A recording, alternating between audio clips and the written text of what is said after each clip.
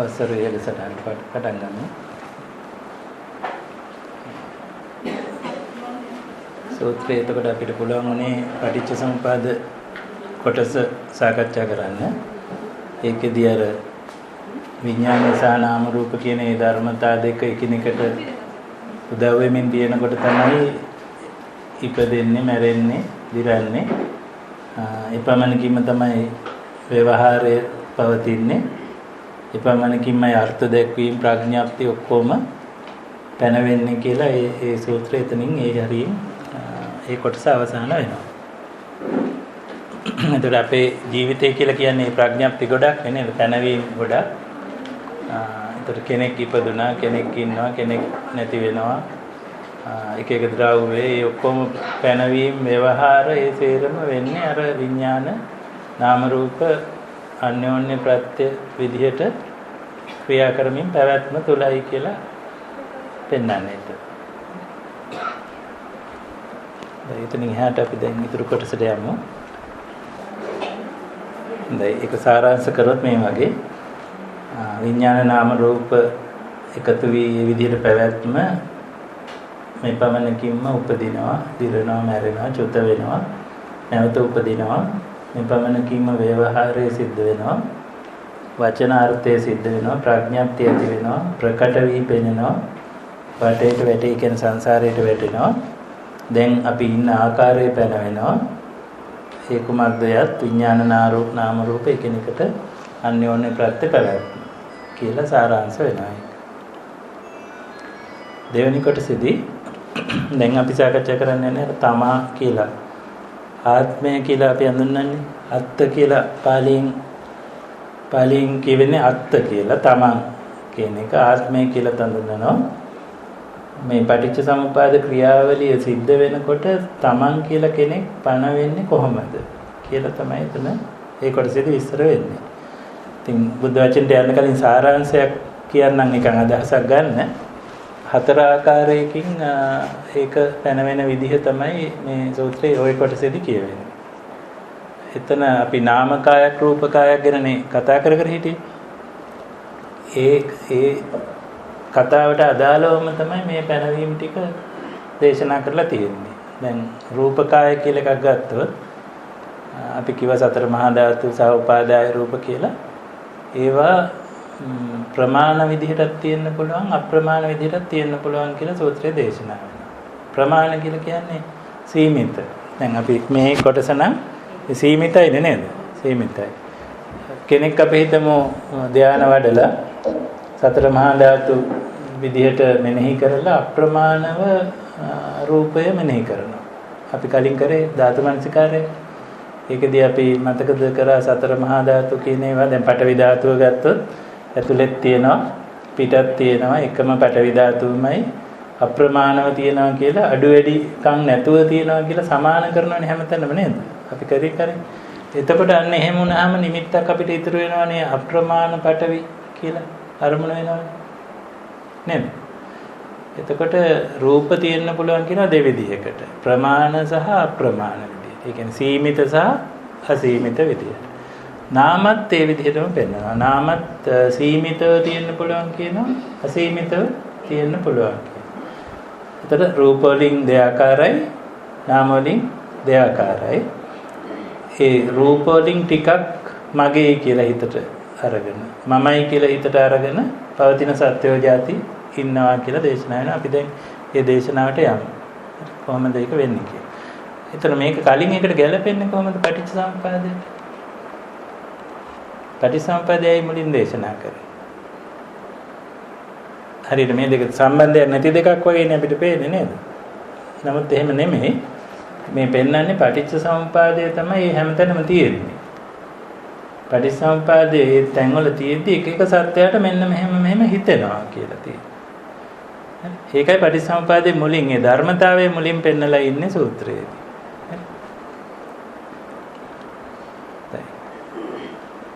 ආනන්ද ආත්මය නැත්නම් තමන් කියලා පනවන කෙනෙක් කොතෙකින්ද එය පනවන්නේ? තමන් කියලා පනවන කෙනෙක් කියන්නේ ඉතින් මේ අපි ගැන කියන්නේ. අපි පනව ගන්නවනේ. මෙහෙම කියන එකක්. පළවෙනි ආකාරය කියන ආනන්ද යම් කෙනෙක් පරිමිත රූප කසින නිමිත්ත ආත්මයයි ගනීද ඔහු රූප සහිත සීමිත ආත්මයක් පනවන්නේ ස්වල්ප රූප සහිත වූ මගේ සීමිත ආත්මයයි කියලා තමන් ගැන ප්‍රකාශ කරගන්න. තමන්ට එහෙම දැනෙනවා කියලා. ඒතර මේ වචන කොහොමද අපි තේරුම් ගන්නේ? පරිත්තං අත්තානං කියලා පෙන්න. පරිත්ත කියන්නේ කුඩා. නැත්නම් සීමිත, පරිමිත. පරිමිත කියන්නේ සීමා සහිත ප්‍රමාණය. රූප නිමිත්ත කියලා කියන්නේ එයා ග්‍රහණය කරගත්ත රූප ප්‍රමාණය. නිමිත්ත කියලා කියන්නේ හැම වෙලේම මනසින් ග්‍රහණය කරගන්න ප්‍රමාණය රූප නිමිත්ත. එයා හිතනවා එයා රූප සහිතයි. හැබැයි සීමිත රූප ටිකක් තමයි මට තියෙන්නේ. ඒ සීමිත රූප ටික තමයි මම. සීමිත රූප ටික මගේ කියලා. දැන් ඕගොල්ලන්ට හිතන එකයි අතර සම්බන්ධයක් හිතතයි. අපිට සාමාන්‍ය ජීවත් වෙනකොට හිතෙන්නේ ඒ පරිත්ත රූපේ තමයි නේද මේ ඇඟ පොඩි සීමිත කොටසක් අප්‍රමාණ රූප තිබුණාට මේ සීමිත රූප ටිකක් තමයි මගේ මම කියලා හිතෙන්නේ. අපේ මනසට ඒක ගැලපෙනවා නේද? ඔය විදිහට අපිට හිතෙනවා. එයාගේ ප්‍රකාශය තමයි ස්වල්ප රූප සහිත වූ මගේ සීමිත ආත්මය කියලා. මගේ සීමිත ආත්මය කියන්නේ ඇත්තටම ඒ තමන් කියලා ගන්නෙ රූප ස්වල්පයක්. තමන් කියලා ගන්නෙ රූප ස්වල්පයක්. ආත්මය අත්ත් කියලා පාලියෙන් කියන තමන් කියලා පනනවා. එතකොට මේ පළවෙනි සත්ත්ව කොටස ගැන අපි අයිති වෙනවා එතෙන්ට. ආනන්ද යම්කිසි කෙනෙක් වඩන ලද අපරිමිත රූප කසින නිමිත්ත. ඒතර කලින් කිව්වේ පරිමිත නිමිත්ත, මෙතන කියන අපරිමිත නිමිත්ත. ඒ කියන්නේ අප්‍රමාණ රූප. ඒක ආත්මයයි කියලා ගන්න අය ඉන්නවා. එයා ප්‍රකාශ කරන්නේ මෙහෙමයි. අප්‍රමාණ රූප සහිත වූ මගේ අසීමිත ආත්මය කියලා තමයි එයාට හිතෙන්නේ. ඒ කියන්නේ අප්‍රමාණ පඨවි ධාතු, අප්‍රමාණ ආපෝ ධාතු, අප්‍රමාණ තේජෝ ධාතු, වායෝ ධාතු කියලා භාවනා කරපුවාම කෙනෙක් බ්‍රහ්මතලවල ඉන්නවනේ එහෙම භාවනා වඩලා ධාතු මනසිකාරය ගොඩාක් ප්‍රගුණ කරපු දැනටත් කරමින් ඉන්න බ්‍රහ්ම සත්වයෝ ඉන්නවා. අපි මේ වෙලාවේ මෙහෙම ඉන්නවා වගේ ඒගොල්ලෝ ඒ ලෝකතලවල මේ වෙලාවේ ඉන්නවා. ඒගොල්ලන්ට ආත්මය කියලා තමන් කියලා පනවගන්නේ අර අප්‍රමාණ රූපය. ඒගොල්ලන්ගේ මනසට විශේෂ වෙලා තියෙන අප්‍රමාණ සතර මහා ධාතු රූපය තමයි ඒගොල්ලෝ පනවගන්නේ. අපිට ලේසියෙන් එහෙම විශේෂ වෙන්නේ නැහැ නේද? අපිට හැම වෙලේම රූප ප්‍රමාණයෙන් ගොඩක් වෙලාවට අර විශේෂ භාවනා කරන වෙලාවටනේ අර අප්‍රමාණ ගතිය දැනෙන්නේ පටවේ නේද? නැත්නම් අපි හැම වෙලේම එදිනදා ජීවිතේ නිකන් සීමිත රූප කොටසක් පනවගෙන තමයි ආත්මය පනවගන්නේ අපි එහෙම. තමන් කියලා පනවගන්නේ. හැබැයි මේ පනවගන්නේ අර පටිච්ච සමුප්පාදයට තමයි. පටිච්ච සමුප්පාද ක්‍රියාවලියේ නාම රූපය කියලා තිබුණනේ වචනය. ඒ නාම රූපයෙන් රූප කියන කොටස සීමිතයි අපේ. හැබැයි අප්‍රමාණ පඨවි නිමිත්ත හරි අප්‍රමාණ කසින නිමිත්ත ඉන්න අයට අසීමිතයි. ඒතර එයාට හිතෙනවා ඒගොල්ලෝ අසීමිත තමන් කෙනෙක්. අපි මේ ඉන්න විදිහට අපිට හිතෙනවා සීමිත රූප ටිකක් තමයි තමන් කියලා හිතෙන්නේ අපිට. කොහොම දෙකට කඩලා පෙන්නනවා බුදුන්. සීමිත සහ අසීමිත කියන දෙකට කඩලා පෙන්නනවා. රූපී පැත්තෙන් ආත්මය ගැන හිතන අය ගැනයි ඒ කියන්නේ. ඊළඟට තව දෙන්නෙක් ගැන කියවෙනවා අරූපී අය. ආනන්ද අරූපී වූ ස්වල්ප නැත්නම් පරිමිත ආත්මයක් පනවන අය ස්වල්ප අරූපී වූ මගේ සීමිත ආත්මය කියලා හිතනවා ඒගොල්ලෝ. තව කට්ටියක් ඉන්නවා අනන්ත ආත්මයක් පනවනවා අප්‍රමාණ අරූපී වූ මගේ අසීමිත ආත්මය කියලා තමයි ඒගොල්ලන්ට හිතෙන්නේ. ඒ මොකද්ද? රූපී නෙමෙයි. දැන් ඒගොල්ලෝ අරමුණු කරලා තියෙන අරූපී. දැන් අපිත් එහෙම බවවල හිටියනම් එතකොට අපි එහෙම හිටපු කාලයක් තිබුණා. තමන් කියලා අපිට හිතෙන්නේ රූප පැත්තට නෙමෙයි. රූප ගැන එහෙම හිතෙන්නෙම නෑ. එහෙදි ඒ කාලෙදී දැන් ඔයගොල්ලෝ එහෙ ඉන්න කාලෙදී රූප ගැන හිතෙන්නේ නෑ තමන් කියලා. රූප නොවන අරූප ධර්ම කෙරෙහි හිතෙනවා මේ අරූප ධර්ම චුට්ට නම් මම. ඒ තමයි මම. ඒවා ටික මගේ කියලා හිතෙනවා. තව කට්ටියක් ඉන්නවා අප්‍රමාණ අරූප ධර්මයේ තමයි මම මගේ කියලා හිතන. ඉතින් අර භාවනා කරන ධානයේ තියෙන ආකාශය අනන්තයි විඥානය අනන්තයි කියලා ආකාස සංඥායතන අන්න ඒ වගේ සංඥා වලට ඒගොල්ලෝ අරූපී අප්‍රමාණ ආත්මයක් තමයි අල්ලන්නේ. ඒ කියන්නේ මම අරූපී මම අප්‍රමාණයි කියලා ඒගොල්ලන්ට හිතෙනවා. ඔය හතර ගොල්ල තමයි ඉන්නේ කියලා පෙන්නනවා. දැන් අපි අනිවාර්යයෙන්ම ඔය හතරෙන් එකකට වැටෙනවා. අරූපී කියලා නම් ඔයගොල්ලන්ට හිතෙන්නේ නැතුව ඇති කියලා හිතනවා. නේද? මේ කාලේ නම් අපිට අරූපී කියලා හිතෙන්නේ නැහැ. මෙලෙම ඇඟ ගැන හිතෙනවා නේද? ඇඟ මතක් වෙනවා. ළඟම යාළුවා මෙහානේ කියලා හිතනවා නේද? ඇඟ ගැන. ඒකින්ද අපි අනිවාර්යෙන් අහුවෙන්න ඕනේ පළවෙනි දෙකොල්ලට. ඒකෙනොත් සීමිත ඇඟවල කියන කට්ටියට. පළවෙනි කට්ටියට තමයි අපි එතකොට සීමිත රූප ටිකකට නිතරම මම මගේ කියලා හිතෙන ගතියක් සහිත සත්‍යය. අපි තව කට්ටියක් ඉන්නවා අසීමිත රූප ටිකකට මම මගේ කියලා හිතන කට්ටිය. ඒ තමයි අර රූපී බ්‍රහ්ම සත්‍යය කියලා කියන්නේ. තව කට්ටියක් ඉන්නවා අරූපී හැබැයි සීමිත අරූපී ධර්ම මමයි කියලා හිතෙනවා. තව කට්ටියක් ඉන්නවා අරූපී අසීමිත ධර්ම කොටසක් මමයි කියලා අරගෙන ඉන්න සත්‍යය. ඔන්න ඔය හතර කොටස ගැන තමයි විස්තර කරන්නේ. ඕකට ඔක්කොම සත්‍යය අහු වෙනවා. සියලු සත්‍යයම අහු වෙනවා. පටිච්චසමුප්පාදයෙන් රූපී පටිච්චසමුප්පාදයේ ඇතුලේ ඔයගොල්ලෝ දකින්න ඇති රූප ධර්ම තියෙනවා නාම ධර්ම තියෙනවා නේද?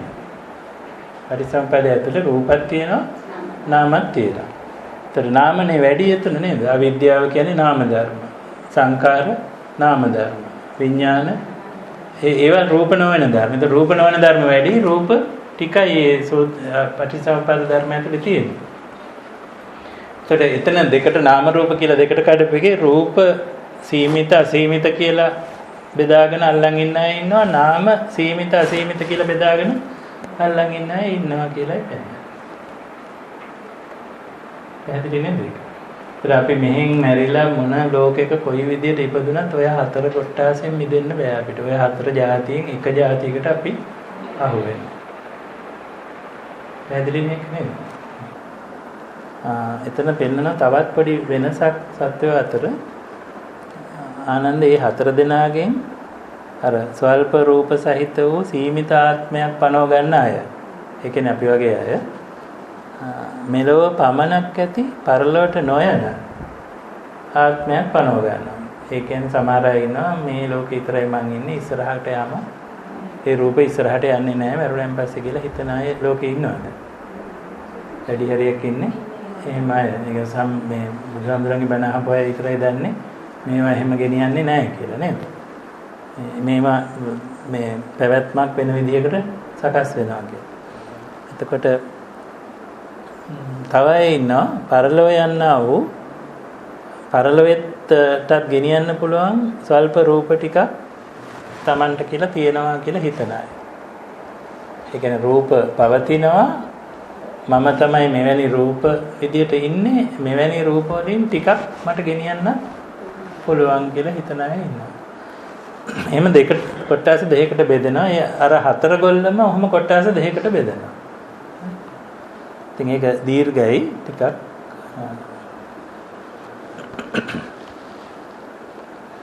ඊට කලින් ඊගාවකට යන්න කලින් මේ අග වාක්‍ය මට බැරි වුණා කියන්න. එතනදී දේශනා වෙනවා ආනන්ද ඒ වගේ පුද්ගලයාගේ సంతාණයට ස්වල්ප රූප වූ සීමිත ආත්මයක් තියෙනවා කියන දෘෂ්ටිය තියෙනවා. එහෙම කියන්න සුදුසුයි යා කියලා පෙන්නනවා. ඒක දැක්මක් දෘෂ්ටියක් විදිහට තමයි පෙන්නන්නේ. එතකොට මේ අපිට තියෙන ওই හිතවිල්ල මේ සීමිත රූප කොටසක් තමයි මම.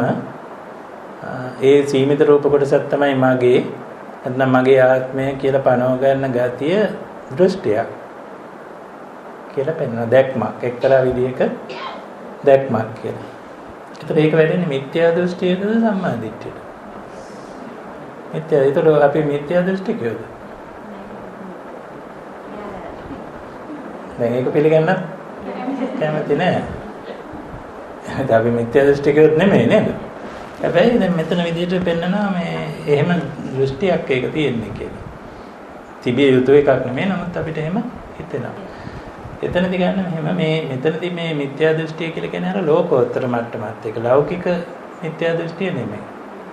මිත්‍යා දෘෂ්ටි දෙආකාරයිනේ ලෞකික සහ ලෝකෝත්තර කියලා.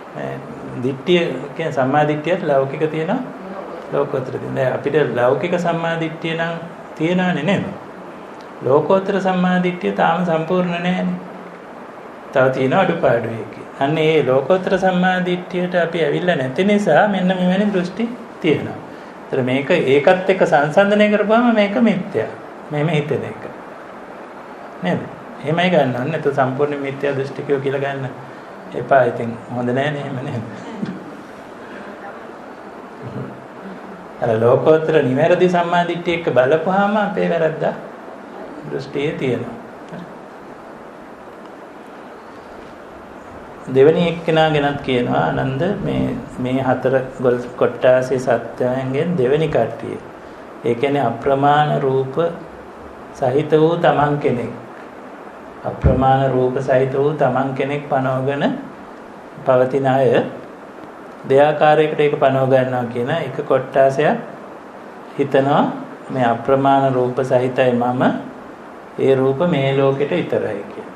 පරලොවට ගෙනියන්නේ නැහැ කියලා. තව කට්ටියක් ඉන්නවා පරලොවට ගෙනියන්න පුළුවන් අප්‍රමාණ රූප තියෙනවා කියලා හිතාගෙන පවතින අය. ඒ දෙගොල්ලන් මනම් කියනවා ආනන්ද එවැනි වූ පුද්ගලයාගේ సంతාණයට මෙන්න ඒ අපරිමිත රූප සහිත අසීමිත ආත්මයක් තමයි Taman කියන්නේ. Tamanට එහෙම එකක් තියෙනවා කියන ඇදහිීම නැත්නම් එවැනි දැකීම තියෙනවා කියලා කියන්නේ යාගේ මනස සුදුසුයි. ඒ කියන්නේ අර ධානය වඩපු අපරිමිත රූප අරමුණු කරන්න හැකි සත්‍යයන්ට ඒ දෘෂ්ටියක් තියෙනවා කියලා තමයි පෙන්වන්නේ. තුන්වෙනි කොටසටත් ඒ විදිහටම පෙන්නනවා.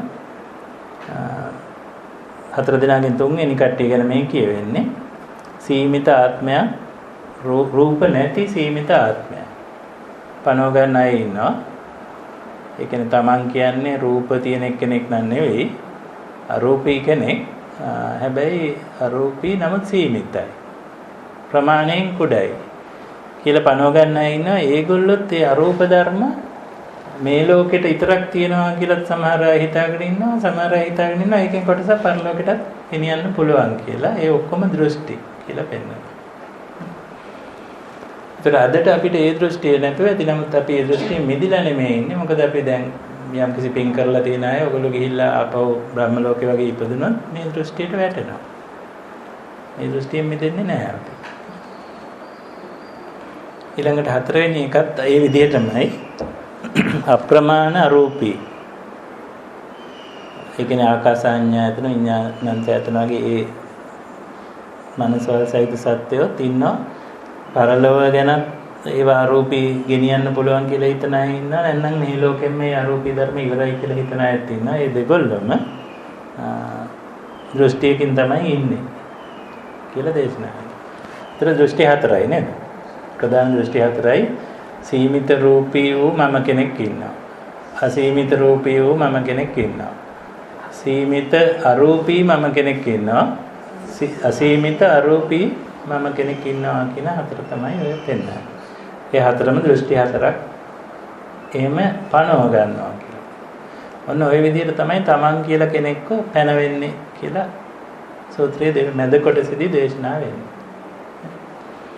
ඊට පස්සේ නොපැනවෙන්නේ කොහොමද කියලා මේ දිනේ හතර කොටස අපි සාරාංශ කරගත්තා ඒක. රූපී පරිත්ත, රූපී අනත්ත, අරූපී පරිත්ත, අරූපී අනත්ත කියලා හතර ආකාරයකට අපි මේ දෘෂ්ටියට අහු වෙනවා. කොයි ලෝකතලයේ හිටියත්. ඊළඟට දේශනා වෙනවා නමුත් තව විදිහකුත් තියෙනවා. තමා කියලා නැත්නම් ආත්මය කියලා නොපැනවෙන විදිහකටත් දැක්මක් තියෙන්න පුළුවන් කෙනෙකුට. දෘෂ්ටියක් තියෙන්න පුළුවන්. ඒක අර සම්මා දිට්ඨි පැත්තටයි වැටෙන්නේ. ඒක සාරාංශ කරගත්තොත් ආනන්ද ආත්මය කියලා තමා කියලා නොපනවන්නේ කොහොමද නොපනවා ඉන්නේ ඒගොල්ලෝ. එතනදි පෙන්නනවා ආනන්ද පරිමිත රූප සහිත වූ, ඒ කියන්නේ සීමිත රූප සහිත වූ සීමිත ආත්මයක් නොපනවන්නේ රූප ඇත්තා වූ මගේ සීමිත ආත්මයයි ප්‍රකාශ නොකරයි. එයාට එහෙම හිතෙන්නේ නැහැ. සීමිත ආත්මයක් සීමිත රූප ටිකක් කියලා හිතෙන්නේ නැහැ. අපරිමිත ගැනත් එහෙම අර හතරගොල්ල ගැනම එහෙම කියනවා. අර එවැනි සිතිවිල්ලක් පහළ නොවන ස්වභාවයක් තියෙනවා. ඒ අයට එහෙම තමන් කියලා පනව ගැනීමක් වෙන්නේ නැහැ කියලා.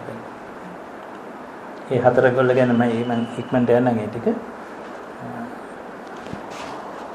ඒ හතර දෙනා ගැනම අන්තිමට දේශනා වෙනවා වෙන වෙනම ආනන්ද මෙවැනි වූ අය කෙරෙහි මේ ස්වල්ප රූප හෝ අසීමිත රූප හෝ සීමිතව අසීමිත ආත්මයක් නැත්නම් ඇදහිීමක් පිළිගැනීමක් సంతානයේ නොපවතියයි කීමට සුදුසුයි.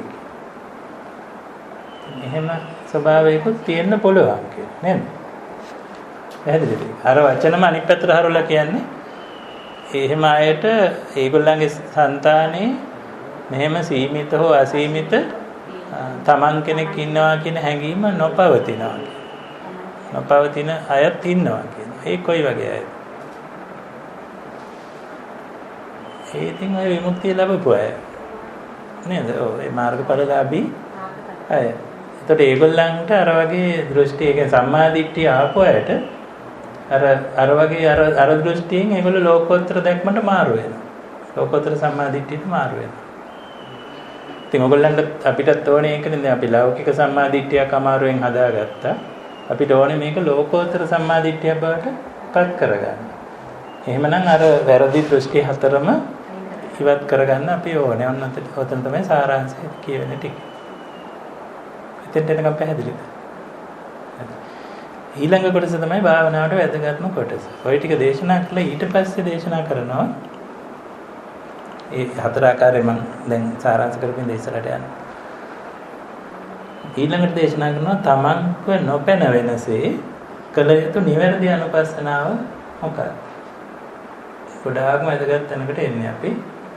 දැන් සූත්‍රයේ පළවෙනියට පටිච්චසමුපාදය කියලා දුන්නා ඒ ධර්මතා ටික වැඩ කරන හැටි. දෙවෙනියට කියලා දුන්නා එහෙම වැඩ ධර්මතා ක්‍රියාත්මක වෙද්දී තමන් කියලා කෙනෙකුට හිතෙන්නේ ඇයි පනවගන්නේ කොහොමද කියලා දුන්නා. සූත්‍රයේ තුන්වෙනි කොටසේදී කියලා දිනවා තමන් කියලා කෙනෙක් නොපනවා ඉන්න විදියකුත් තියෙනවා කියලා පෙන්නනවා. හතරවෙනි කොටසේදී මේකෙදි පෙන්නනවා කොහොමද ඒ ස්වභාවයට හැරෙන්නේ. ඒක කොහොමද අපි අනුපස්සනාවක් විදිහට නැත්නම් භාවනාවක් විදිහට යොදා ගන්න කියලා. මේ කොටස තමයි විශේෂයෙන් අපිට භාවනාවට වැදගත් වෙන කොටස.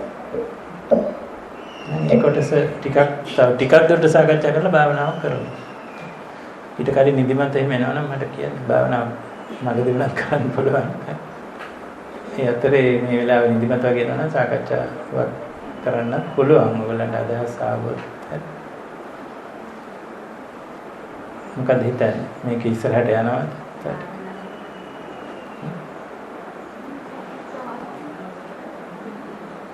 නම් පොඩි කෙටි භාවනාවක් මිශ්‍ර කරගමු. වේදනානුපස්සනාව චුට්ටක් අපි මේකේ වේදනාව කොටසක් එනවා. මේ දැන් අපි සාකච්ඡා කරන්න යන ටිකේ විඳීම් ගැන හිතන්න ඕන විදිහක් ගැන කතා කරලා තියෙනවා. ඒ නිසා අපි විඳීම් කෙරේ සිහිය පිටව ගන්න හිම ටිකක් කරලා නේද?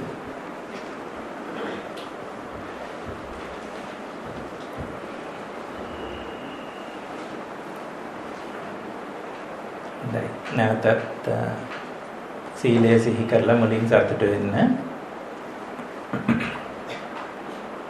තවමත් මේ උතුම් භාවනාවට උපනිශ්‍රය පිණිස සීලය ආරක්ෂා වෙමින් තියෙන එක මතක් කරගන්න සතුට වෙන්න.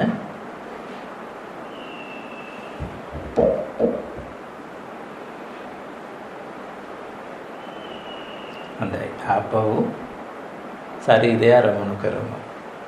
හිස් මුදුනේ ඉඳලා මෙනෙහි කරගෙන යමු පහළට. හිස සිහි කරමු.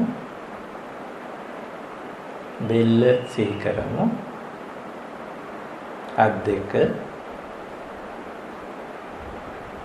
කඳ කොටස, කකුල් දෙක, යටිපතුල් වෙනකම්ම සිහි කරන්න.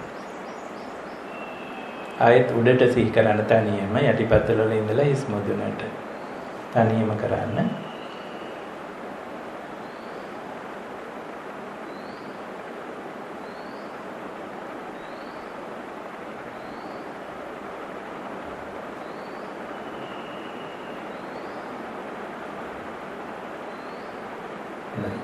ඉදිමත වගේ එනවා නම් ඇස් අඩවල් කරලා ඉතරක් තියන්න පියාගන්න නැතුව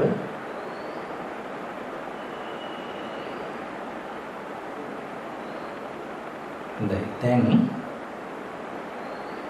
හිතමු මෙහෙම චේතනාව පහළ කරගමු. වේදනානුපස්සී විදිහට සිහිය වඩනවා, සතිපට්ඨානය වඩනවා කියන චේතනාව. ප්‍රබල කුසල චේතනාවක්. ඒක දැන් පහළ කරගන්න. අදිෂ්ඨානශීලීව. ඊළඟට ශරීරයේ පුරා සිහිය විහිදවලා අඳුන ගන්න මොන මොන තැන් වලින් මේ මොහොතේ ශාරීරික දුක් විඳීම් දැනෙනවද?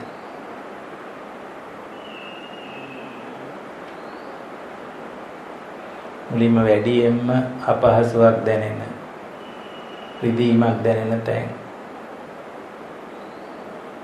ලේසියෙන්ම අඳුන ගන්න පුළුවන් වෙයි. මේවා දුක් විඳීම් කියලා. ඊට වැඩි ටිකක් අඩු දුක් විඳීම් හොඳින් සිහියෙන් ඉන්නකොට විශේෂ වෙන්න පටන් ගන්නවා.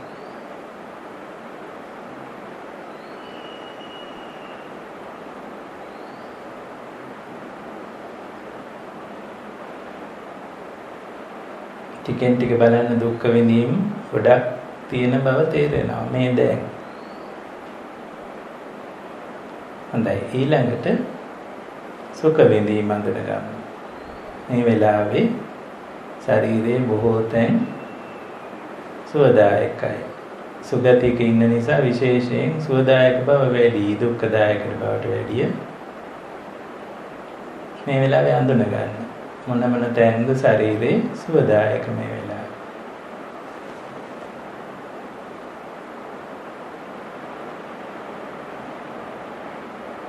මේ තැන් වල සුඛ වේදනා කියලා අඳුන ගන්න. ඒ තැන් වලට සිහිය ගෙනිහිල්ලා සුඛ විඳීම කියලා දෙතුන් පාරක් මෙනෙහි කරන්න.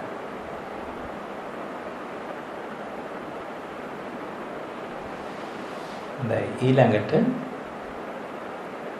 මධ්‍යම විඳීම, අදුක්කම සුඛ කියන ඒ උපේක්ෂා ගතියට හුරු විඳීම කොයි තැන් වලද තියෙන්නේ, කොයි තැන් වලින්ද දැනෙන්නේ කියලා හොඳට අවධානයෙන් ඉන්න.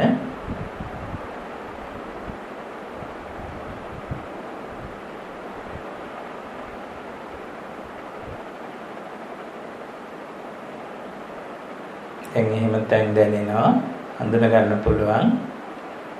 ඒ තැන් වලට සිහිය තියාගෙන හිතන්න මේ අදුක්කම සුඛ විඳීම, අදුක්කම සුඛ විඳීම, අදුක්කම සුඛ විඳීම කියලා හිතමින් පුහුණු වෙන්නේ.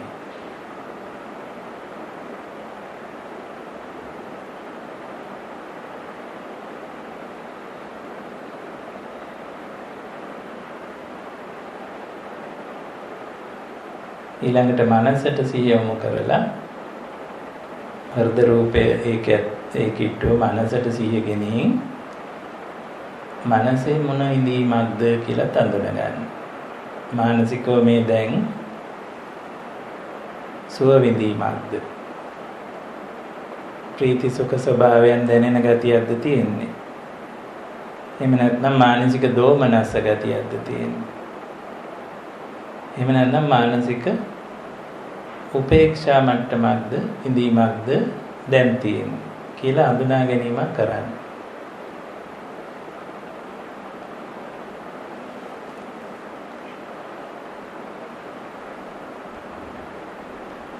හොඳයි, දැන් බහිද්දා සිහි කරමු.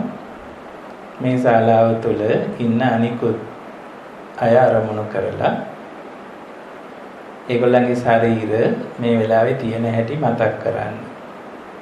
මෙන්න මේ විදිහට ඉන්නවල ඒ ඇඟවල් තියෙනවා. දැන් සිහි කරන්න ඒ ඇඟවල වල සමහර තැන් සුඛ සහගතයි. ඊළඟට සිහි කරන්න සමහර තැන් ඒ ඇඟවල වල ත්‍රිදෙනවා, අපහසුයෙන් ඉන්නේ, දුක් විඳීමේ. දැන් සිහි කරමු ඒ ඇඟවල වල අදුක්කම සුඛ විඳීම් සහිතයි සමහර තැන්.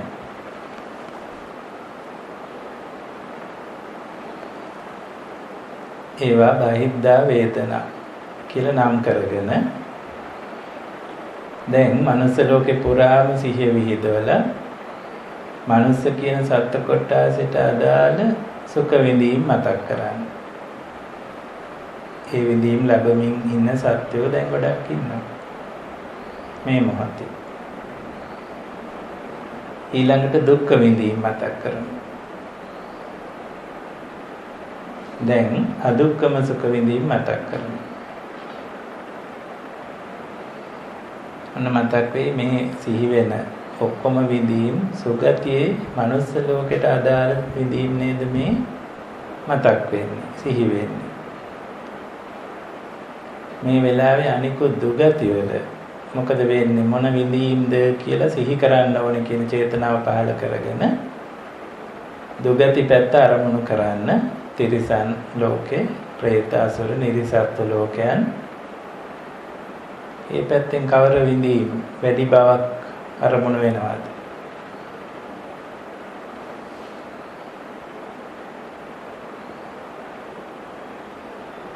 හොඳට දැනෙන්න අරින්න.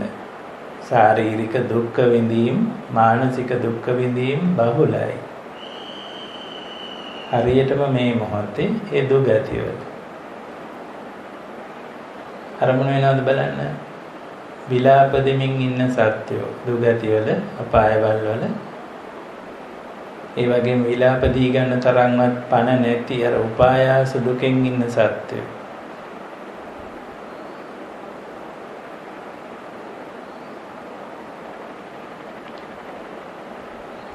ඒ ඔක්කොම ලෝක තලවල දුගතිය වල විඳීම් જાති හොඳට සිහි කරන්න. අති දරුණු දුක්ඛ විඳීම්.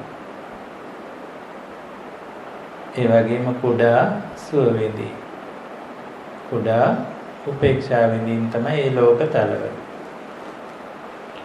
දැන් අපි අරමුණු කරමු සුගති. දිව්‍ය ලෝක ගැන හිතන්න, සිහි කරන්න.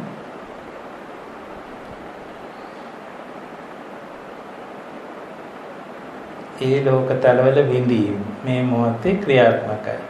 ඒ දෙවියෝ විඳින්මින් ඉන්නේ. ඒ කවරන්ද මේ විඳීම්ද කියලා හිතන්න, සිහි කරන්න.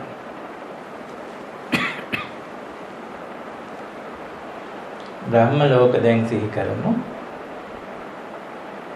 ඒ බ්‍රහ්ම ලෝක තලවල කවරන්ද මේ විඳීම් බහුලයිද? හොඳට සිහි කරන්න.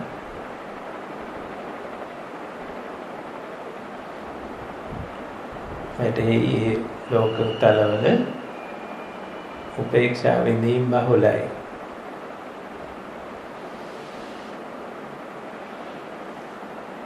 දැන් මේ ඔක්කොම බාහිර විඳීම් එකවර සිහි කරන්න. හිතන්න බාහිරවත් විඳීම් පවතිනවා. ප්‍රමාණයෙන් මෙතකයි කියලා කියන්න බැරි තරම් අප්‍රමාණව පවතිනවා. අප්‍රමාණව ක්‍රියාත්මකයි විඳීම් කියන ධර්මතාවය. දැන් අධ්‍යාත්ම සහ බාහිද්දා එකවර සිහි කරමු.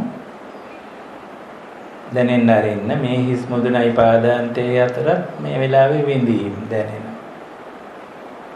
මේ දැනෙන්නේ ඒ විඳීම්. බාහිද්දා අර කිව්ව අප්‍රමාණ විඳීම්.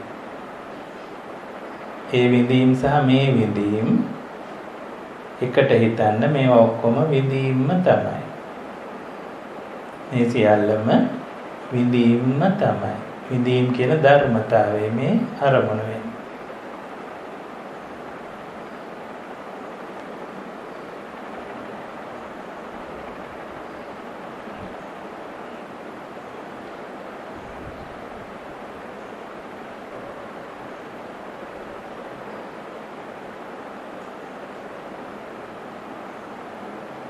විඳීම් ධර්මතාවය පුළුල්ව හොඳට අරමුණු වෙමින් සිහිය වඩන්න විඳීම් කෙරෙහි.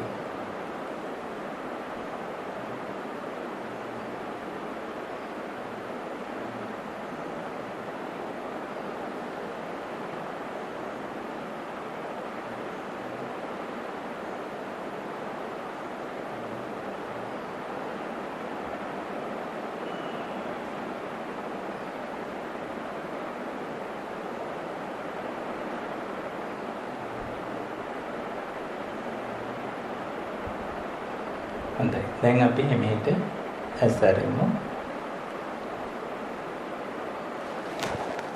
සාදු සාදු සාදු.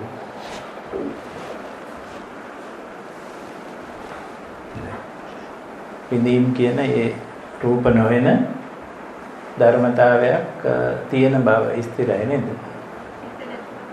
අත්ති වේදනා විනාඩියක්. අත්ති වේදනාන වේදනාති වාපනස්ස කියලා තමයි සූත්‍ර. වේදනා කියලා දෙයක් තියෙනවාමයි කියලා ස්ථිර වෙනකන් ඔහොම හිතන්න කියලා. වේදනාව කියලා දෙයක් තියෙනවාමයි. ඊළඟට මේ වේදනාවල සමුදය වේ අපි උතන්දි සිහි කරේ නෑ තාම. ඒක මේ සූත්‍රයේ මැද එනවා. ඔය තුනක කරයන්ද? සිත නැතිව නාමකයක් නැති රූපකයවල විතර තියෙන අයත් ඉන්නවා. රූපකයවල තියෙන නාම නැති අයත් ඉන්නවා. ඔව් ඒවා අර අපි කලින් කිව්වා වගේ తాවකාලික කර්ම විපාක ස්වභාවය. විඳීම් නැති අය ඉන්නවා. විඳීම් తాවකාලිකව නෑ ඒගොල්ලන්ට. ඉතින් එහෙමයි කියලා විඳීම් නැවත පටන් ගන්න එක නැති කරලා නෑ ඒගොල්ලෝ. එතනයි අපිට වැදගත්. తాවකාලිකව මොකුත් නැති යටපත් කරලා ඉන්න එක නෙමෙයි පරම සුවය කියලා කියන්නේ. නැවත හට ගන්න එක නැති කරනවා. ඒක තමයි අපි බලාපොරොත්තු වෙන්නේ පරම සුවය කියන එක. ඒකින්ද එහෙම తాවකාලික දේවල් වලින් සතුටටපත් වෙන්න එපා. ඉතින් එතන දුක කියලාම දකින්න. දැන් මේ ලෝකේ වුණත් අපිට හිටපු ගමන් తాවකාලික සැප හම්බෙන්නේ නේද? ඒ වුණාට අපි දුක ඇතුලේ නෙවෙයි. දුක ඇතුලේ අර බුදුහාමුදුරේකට මාගන්ධී සූත්‍රයේ එහෙම දෙන උපමාව තමයි දදයක් වගේ එකක් අසනකොට එන සැප. ඉතින් අර සමහර කට්ටිය ඉන්න රූපේ නැති කරලා නාමයේ විතරයි තියෙන්නේ. එතකොට එහෙම සැපයක් තමයි ඒගොල්ලෝ විඳින්නේ. ඒ කියන්නේ තාම නාමය තියෙනවා. ඒ නාමය කියන දදය තමයි ඒගොල්ලන් කසල සුව විඳින්නේ. දැන් අපිට නාම රූප දද දෙකම තියෙනවා නේද? දද දෙකම තියෙනවා.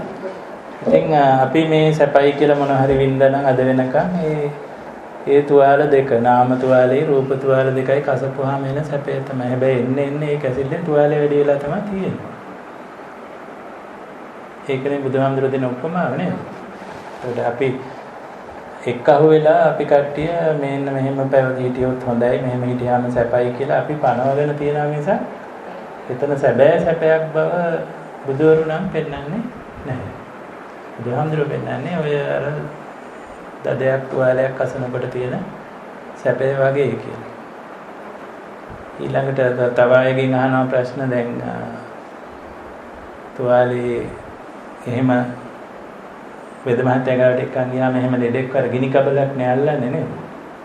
ගිනි කබලක් අල්ලනකොට ඉතින් එයාට සැපයි. කැසිල්ල අඩු වෙනවා, සුවයක් දැනෙනවා.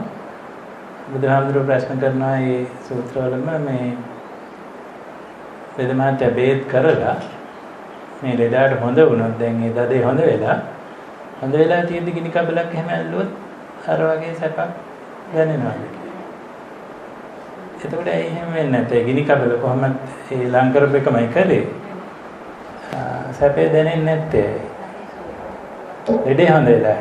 ඉතින් ඒකම තමයි බුදුහාමුදුරුවෝ Tamanට උපමා කරලා පෙන්නනවා. ඒකයි මට ওই රජමාලිගාවල් වල එහෙම සැපයක් දැනෙන්නේ නැත්තේ කියලා.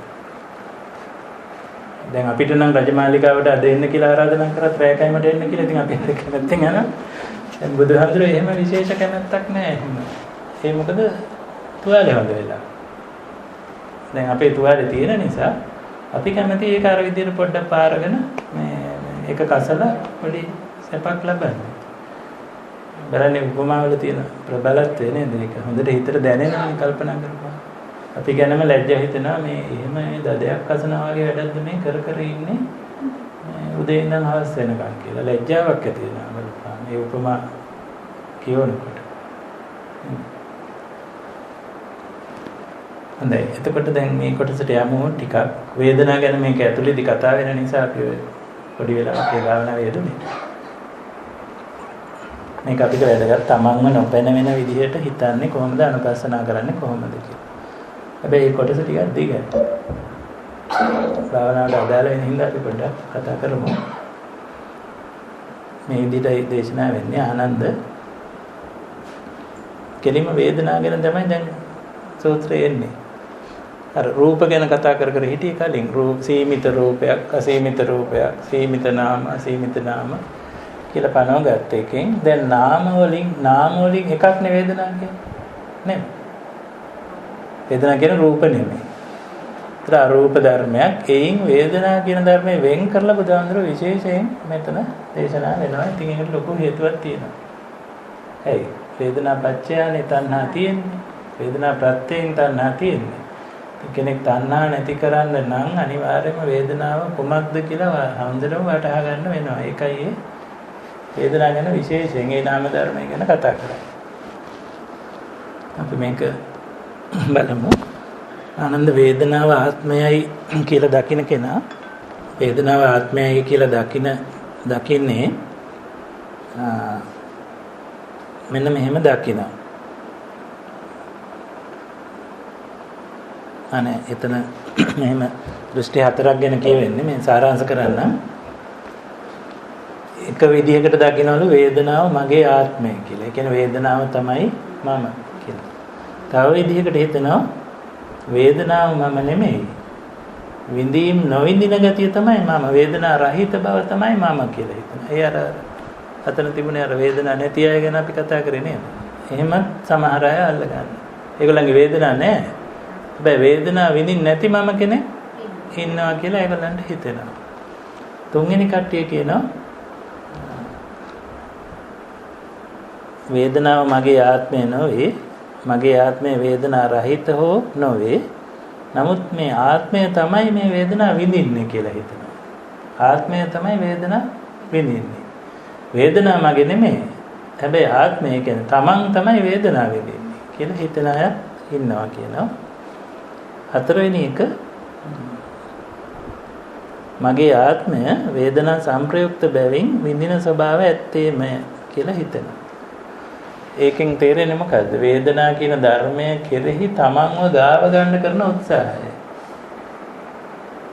වේදනා කියලා දෙයක් තියෙනවා. ඔකට කොහොම හරි පෑහෙන්න ඕනේ. කොහොම හරි මාව ගාව ගන්න ඕනේ කියලා අදහසක් අපිට පහළ වෙනවා. ගාව ගන්න විදි තමයි මේ කියන්නේ. වේදනාව තමයි මං කියලා හිතනවා. නැත්නම් වේදනාවක් නැති බව තමයි මං කියලා හිතනවා. වේදනාව සම්බන්ධ කරලා තමයි මේ හිතවිලි පහළ වෙන්නේ. වේදනාව තමයි මං, වේදනාවක් නැති බව තමයි මං. එහෙම නැත්නම් මං තමයි මේ වේදනාව විඳින්නේ කියලා හිතනවා. මේ සිතිවිලි જાති අපිට අරුමයක් නෙමෙයි නේද? අපිට නිතරම පහළ වෙන සිතිවිලි જાති. දැන් හිතුව ගමන් කකුලේ කැක්කමක් එනවා.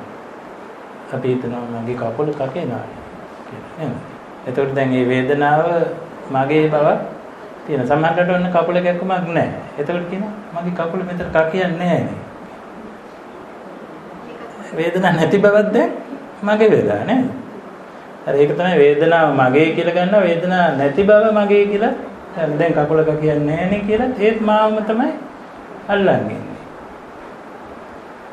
පැහැදිලි නේද? ඒ සිතුවිලි අපිට හරි නිතරම එන ඒවා. දවස් 30 ඔය වෙන්නේ සිතුවිලි එනවා. ඒ නිසා අපි හොඳටම දන්නවා මේ. තව වෙලාවකට හිතෙනවා මං තමයි මේ වේදනාව විඳින්නේ කියලා නේද?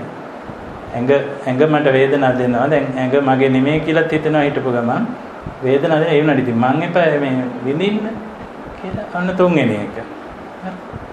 ඒ නොයෙකුත් ක්‍රමෙන් අපේ හිත මොකද්ද කරන්නේ? කොහොම හරි මාව ගාව ගන්න හදනවා මේ වැඩේට. වේදනාව කියලා ලෝකේ ධර්මතාවයක් පටිච්ච සමුප්පන්නව පහළ වෙනකොට ඕකට මගේ සම්බන්ධයක් ඇති කරගන්න හදනවා. අන්න හරි වේදනාව විදිහට ගන්නයි වේදනාව පටිච්ච සමුප්පන්න දෙයක් කියලායි ගන්න කියන්නේ. පටිච්ච සමුප්පන්න දෙයක් මගේ නෙමෙයි කියලා හිතන්න පුළුවන්. පටිච්ච සමුප්පන්න දෙයක් කියන්නේ වෙන ධර්ම විසින් නිපදවනවා. ඒ ධර්ම නැති වුනහම නැති වෙනවා. එතකොට ඉතින් මගේ කියලා ගන්න බෑ. දැන් අපි හිතමු දැන් අහල පහල ගෙවල් වල ඉන්න දරුවෝ මගේ කියලා හිතනවාද? නෑනේ. හිතෙන්නේ නැති වෙන ධර්ම විසින් තමයි ඒ දරුවෝ ඇති කරලා තියෙන්නේ. වෙන අය විසින්. එතකොට එහෙම හිතෙන්නේ නැහැ. ඒ වගේ දැන් වේදනාව කියන ධර්මය ඇති කරේ වෙන ධර්මතාව වලින් කියලා හිතන්න පුළුවන් කෙනාට මගේ කියලා ඒක මගේ කියලා හිතන ගතිය අතහැර ගන්න ලේසි වෙනවා. ඒක තමයි මේ උපාය. පටිච්චසමුප්පන්න බව තේරුම් ගන්න කියලා කියන්නේ ඒකයි. හොඳයි. එතකොට එහෙම මේ හතර ආකාරයකින් මේ දෘෂ්ටි ඇති වෙන බව පෙන්නලා මේකට සාරාංශ කරන්න දීර්ඝයි. මෙන්න මෙහෙම හිතන්න කියනවා. වේදනාව මගේ ආත්මය කියලා හිතෙනවා නම්, ඒ කියන්නේ වේදනාව තමයි තමන් කියලා හිතෙනවා නම් තමන්ගෙන්ම අහන්න කියනවා වේදනා જાති තුනක් තියෙනවා නේද කියලා තමන්ට කියන්න කියනවා. වේදනා જાති ඉතින් තුනක් තියෙනවානේ. ඒ තුනෙන් කෝකද මම කියලා අහන්න. එතකොට දැන් මට හිතුණොත් දැන් සැප වේදනා තමයි මගේ කියලා හිතන්න විදිහක් කියනවා. එතකොට එහෙනම් අනික් වේදනා දෙක ඒ වෙලාවේ නැහැ නේද? එතකොට ඒ නැති ඒවට මොකද වෙන්නේ? දැන් හිතන්න ඕන දැන් මම දුක් වේදනාවක් විඳිනවා මේ වෙලාවේ. දුක් වේදනාවක් විඳිනවා. දැන් සැප වේදනාවක් නැහැනේ දුක් වේදනාව විඳිනකොට.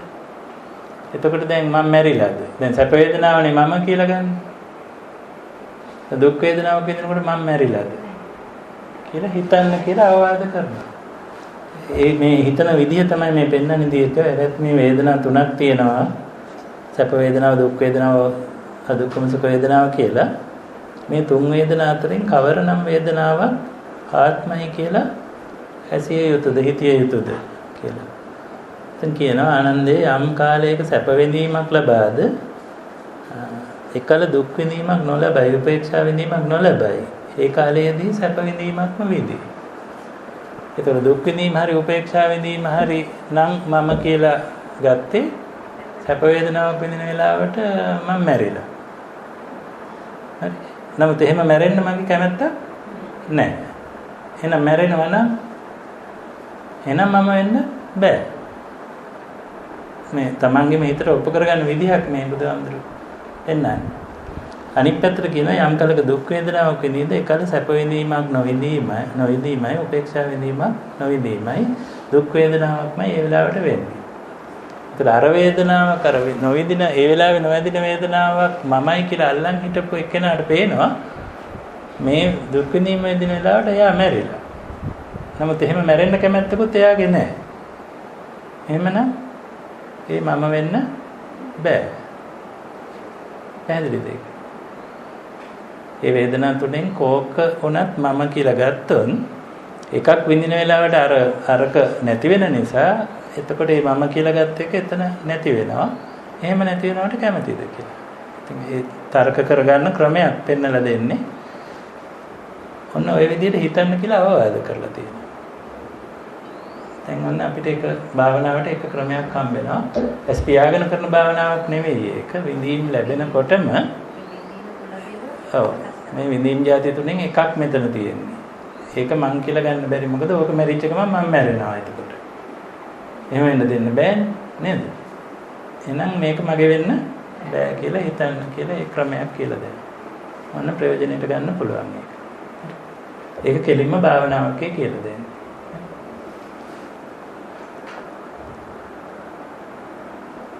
දැන් එහෙම භාවනාවක් කරාද කලින්?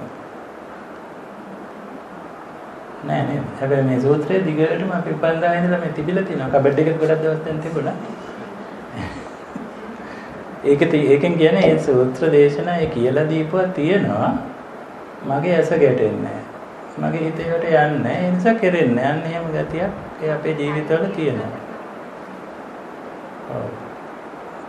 කියවල සමහර කියුවට තේරුම් ගන්න අමාරු. එහෙම තත්ත්වයන් තියෙනවා. මොකක් හරි අපේ පින්මදි ගතියක් එතන තියෙනවා නේද?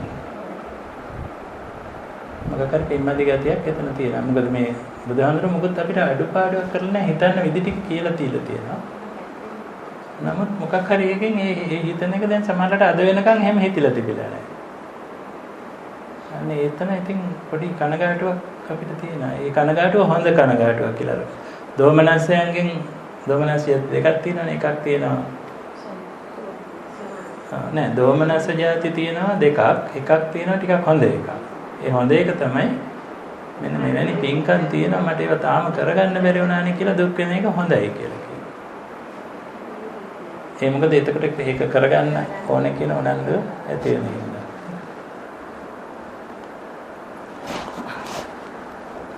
ඊළඟට දැන් ඔන්න ඒ හිතන එක ක්‍රමයක් දීලා ඊට පස්සේ ඊට වැඩි ගැඹුරු දෙයක් දේශනා කරනවා එතන.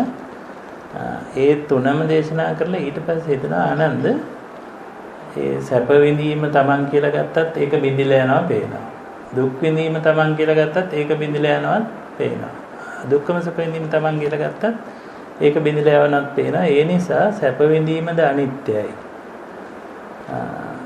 ඒ කාරණයන්ගෙන් රැස් කරපු දෙයක් තමයි මේ සැප විඳීම. ඒ කියන්නේ හේතු වලින් හැදිච්ච එක. ප්‍රත්‍ය හේතුවෙන් තමයි මේ සැප විඳීම උපද්දලා තියෙන්නේ. ගෙවි යාම ස්වභාවයකට තමයි ඒක තියෙන්නේ. වෙනසීම ස්වභාවයකට තමයි ඔය සැප විඳීම තියෙන්නේ. නොඇලීම ස්වභාවයකට තමයි තියෙන්නේ. නිරෝධය ස්වභාවයකට තමයි තියෙන්නේ. අනේ ඒ ටික අමාරුයි. සැප විඳීම කියලා දෙයක් තියෙනවා. නොඇලීම ස්වභාවයකට ඒක තියෙනවා. නිරෝධයේ ස්වභාවයකට තියෙනවා. ඒ කියන්නේ අපි දැනට නොඇලී හිටියේ නැතුවට නිරෝධ කරේ නැතුවට නිරෝධ ස්වභාවයක් එතන තියෙනවා.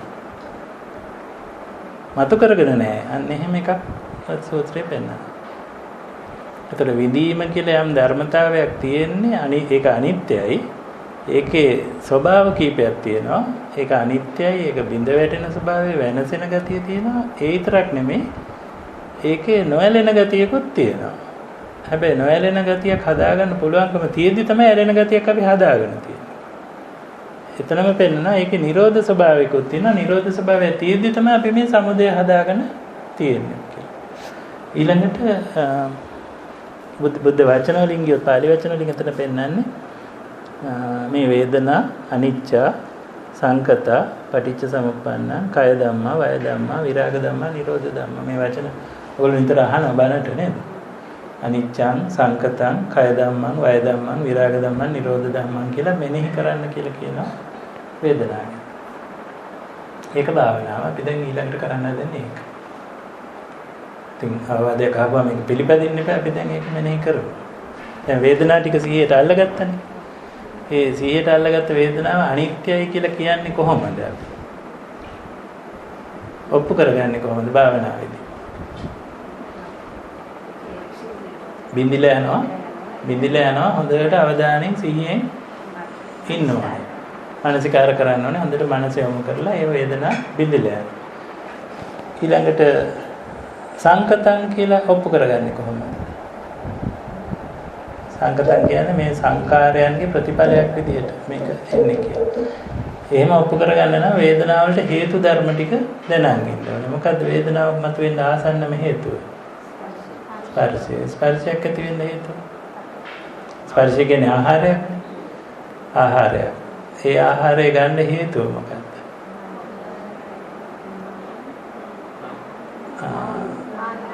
සංකාරයක් හින්දා නේද? ඒ කියන්නේ කර්මයක්. ඒකට අවිද්‍යාව තෘෂ්ණා මුල් වෙලා තියෙනවා. අවිද්‍යාව තෘෂ්ණා මුල් වෙච්ච යම් චේතනාවක් පහළ වෙලා ඒ අනුව තමයි මේ ස්පර්ශ ආහාරය ගන්න අපි. දැන් අර පැත්ත බලන්න ඕනේ කියලා මට හිතෙන්න නම් ඒ ස්පර්ශ ආහාරය ගන්න නම් මට චේතනාවක් ඕනේ දැන් හැරෙන්න. නේද? මේ වගේ වේදනාවක් උපදින්න නම් අවිද්‍යාව තෘෂ්ණා තැබරිච්ච අවිද්‍යාව තෘෂ්ණා සහගත චේතනාවක් පහළ වෙලා ස්පර්ශ ආහාරය අරගන්න. අන්න හේතු ටික පේනවා. ඒතකොට පේනවා වේදනාව සංකතයි. අවිද්‍යාව තෘෂ්ණා චේතනා ආහාර කියන ස්පර්ශ ආහාර කියන ධර්ම වලින් තමයි වේදනාව මතුවලා තියෙන්නේ.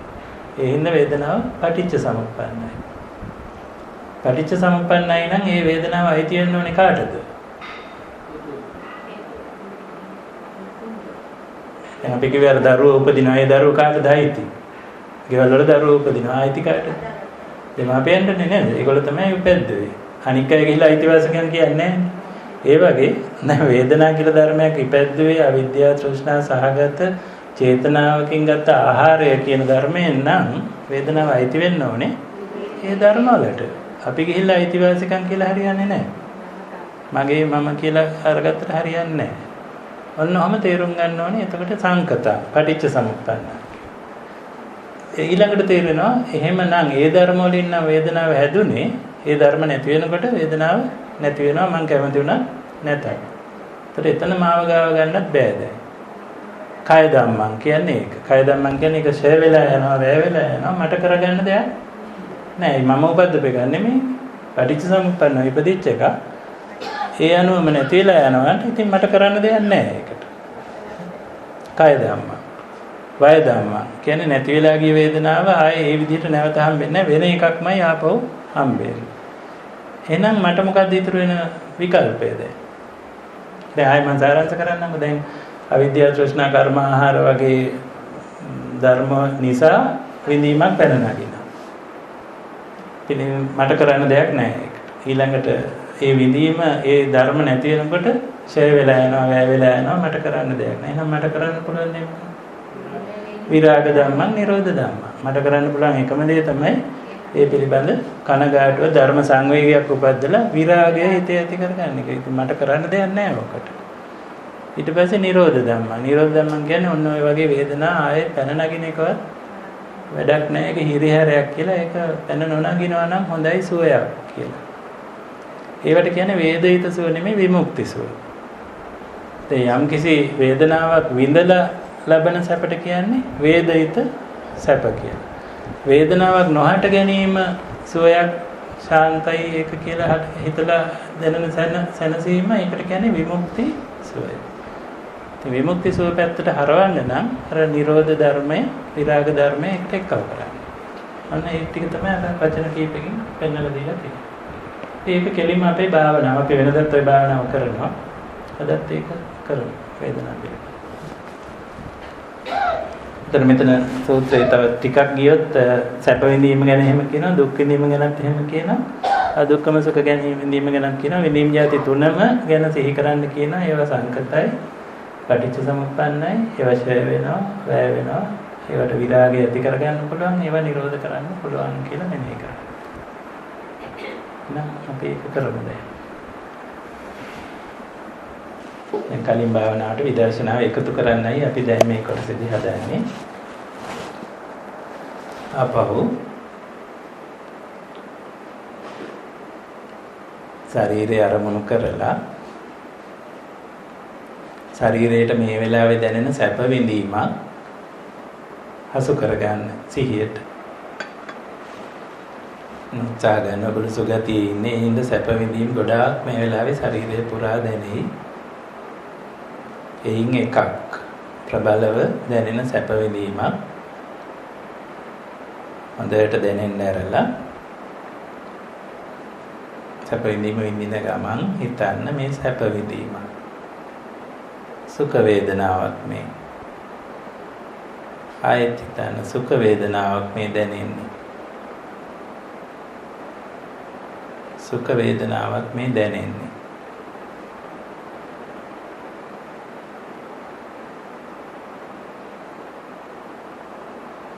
මම හිතේ ඉන්නවා සුඛ වේදනා දැනීමක් මේ සුඛ වේදනා දැනීමක්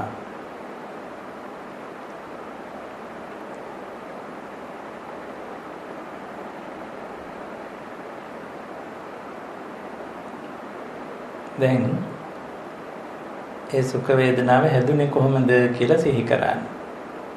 එයි මෙතනින් සුඛ වේදනාවක් දැනෙන්නේ.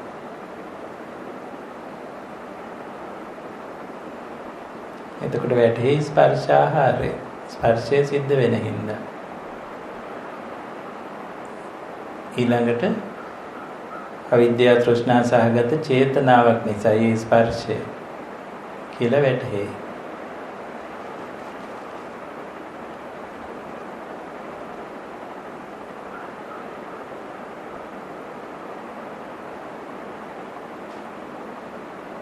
හොඳට සිහි කරන්න.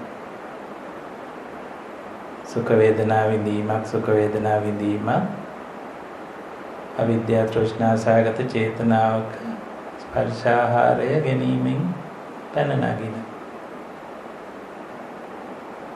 එහෙම හිතමින් හිත පුහුණු කරන්න.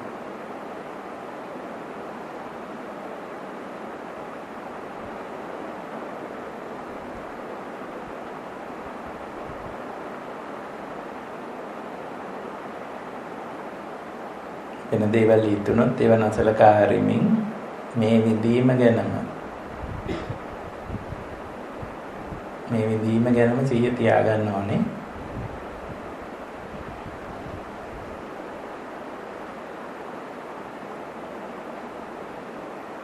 දැන් සිහි කරන්න මේ හේතු ධර්ම මේ ප්‍රත්‍ය ධර්ම ටික නැති වුණ ගමන් මේ වේදනාව නැති වෙනවා. මේ සුව විඳීම තියෙන එකක් නෙවෙයි. ප්‍රත්‍ය නැති වෙනකොටම බිඳිලා යන එක. වෙනසෙන එක. ඒ වෙනසෙන ගතිය පහත් ගතියක්, බාල ගතියක්.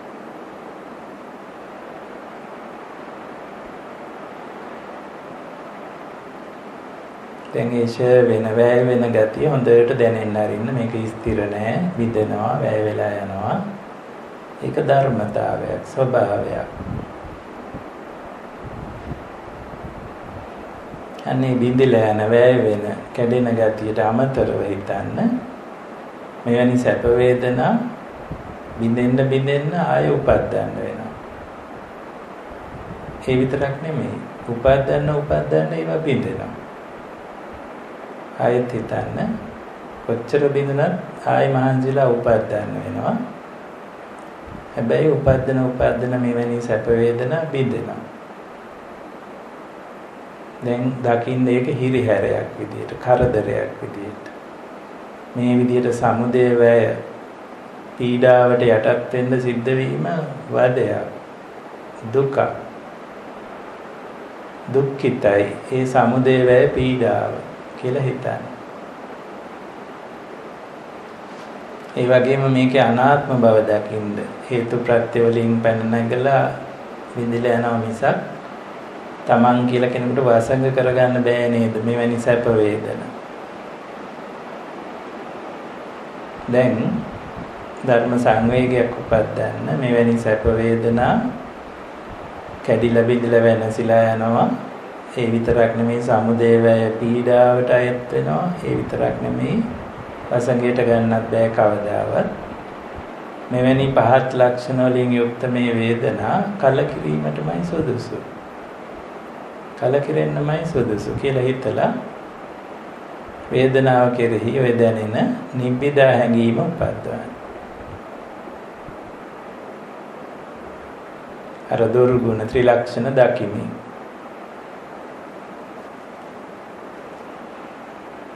තවමත් සැප වේදනාව එතන තියෙනවා, දැනෙනවා. ඒක ධර්මතාවයක්. නමුත් ඒ සැප වේදනාව තුලම ත්‍රිලක්ෂණ පවතිනවා. ඒ ගැන සංවේගයක් සහිතව හිතන්න. කලකිරෙන්න සුදුසුයි. විරාගයට සුදුසුයි. කැමැත්ත ඉවත් කරන්න සැප විඳීම කෙරෙහි.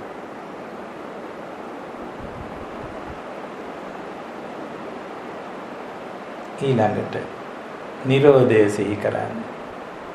මේ හේතු සකස් නොවි මෙවැනි සැප විඳීම් පැන නොනගිනවා නම් නිරෝධ වෙලා යනවා නම් ඒ සමුදය වැය පීඩාව නිරෝධ වෙනවා.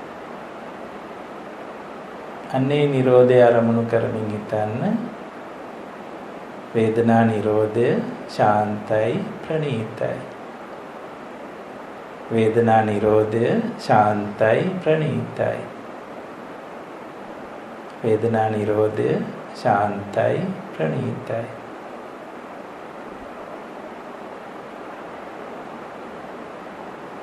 කැමැති කරගන්න හිත නිරෝධයට. තමත් ඒ සැප වේදනාව දැනෙනවා ඇති. ඒ දැනෙන ගමන් අත්විඳින ගමන්ම හිතන්න මෙවැනි වූ වේදනා මගේ නෙවෙයි, මම නෙවෙයි, මගේ ආත්මයකුත් නෙවෙයි. පටිච්ච සමුප්පන්න ලෝක ධර්මතාවයන් පමණයි. මගේ නෙමෙයි ඒවා, මම නෙවෙයි, මගේ ආත්මයක් නෙවෙයි කියලා වේදනාව තාමත් ඔහෙ දැනේවි. ඒ වේදනාව දැනෙන සිද්ධියට තමන්ගේ කියන හැඟීම ගෑවෙන්නේ නැති විදියට ටිකක් වෙලා ඉන්න බලන්න.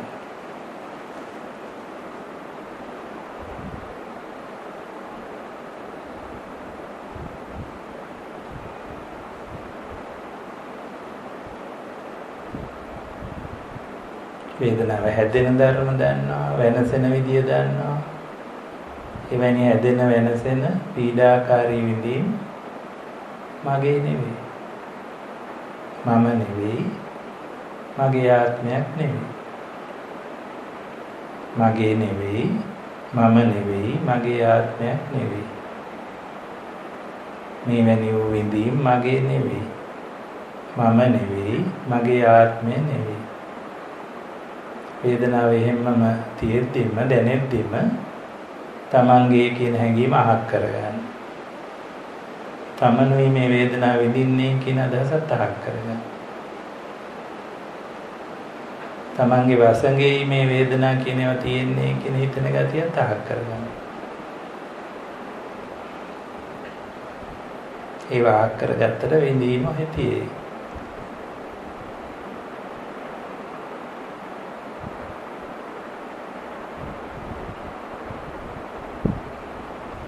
දැන් ඇඟ රිදෙන තැනකට සිහිය ගෙනියමු. දුක් විඳීමක් මේ මොහොතේ මෙතනින් දුක් විඳීමක් දැනෙනවා. මේ දැන් මේ දුක් විඳීමක් දැනෙන්නේ කියලා හිතමින් ඒ රිදෙන තැන අපහසුව දැනෙන තැනට සිහිය යොමු කරමු.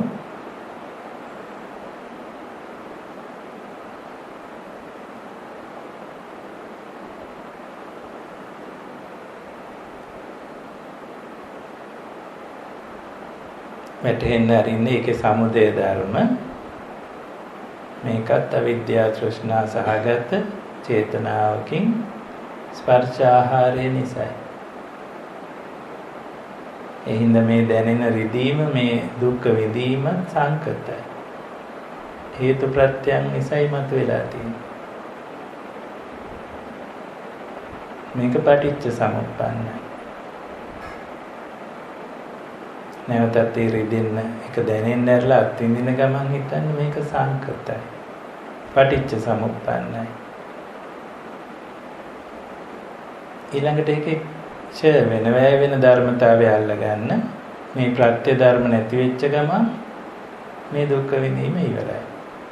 වෙනසෙනවා, බිඳ වැටෙනවා. අනිත්‍යයි. මේ දුක් විඳීම අනිත්‍යයි. දැන් සමුදය වැය දෙකම සිහි කරන්න. මේ විදිහටයි දුක් විඳීම හටගන්නේ, මේ විදිහටයි බිඳෙන්නේ. මේ විදිහටයි හටගන්නේ, මේ විදිහටයි බිඳෙන්නේ.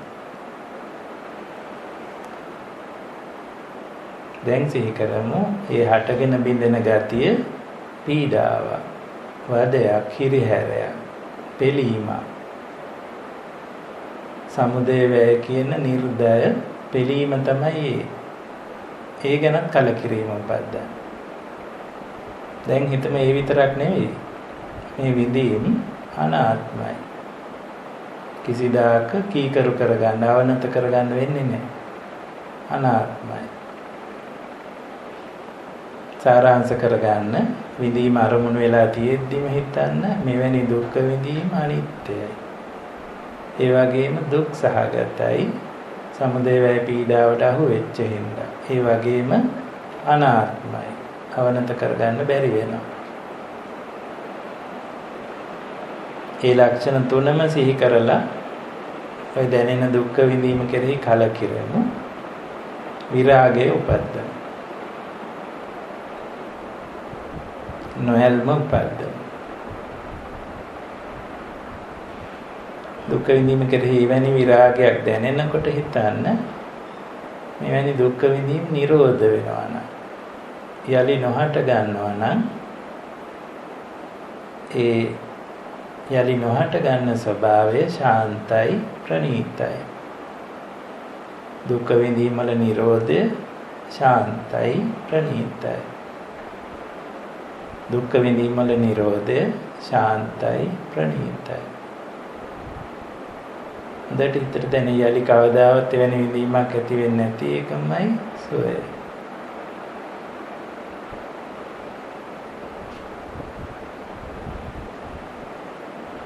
තවමත් ඒ දුක් විඳීම දැනෙනවා නම් දැන් හිතන්න මෙතන සිද්ධ වෙන මේ ක්‍රියාවලිය දුක් විඳීම කියන ක්‍රියාවලිය මගේ නෙවෙයි.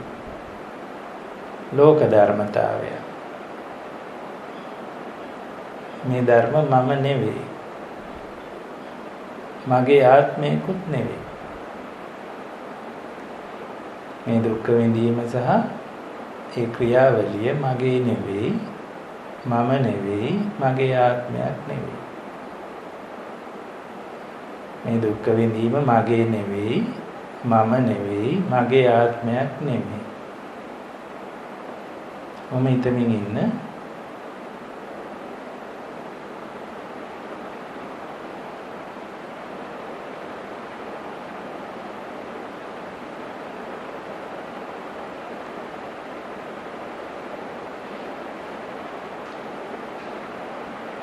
තමන් කියන හැඟීමෙන් අනිශ්චිතව තමන් කියන හැඟීම ගෑවෙන්නේ නැතුව දුක් විඳීම කියන ධර්මතාවයක් ක්‍රියාත්මක වෙනවා. ඊය හැකි බව දැන් වැටහෙනවා, දැනෙනවා.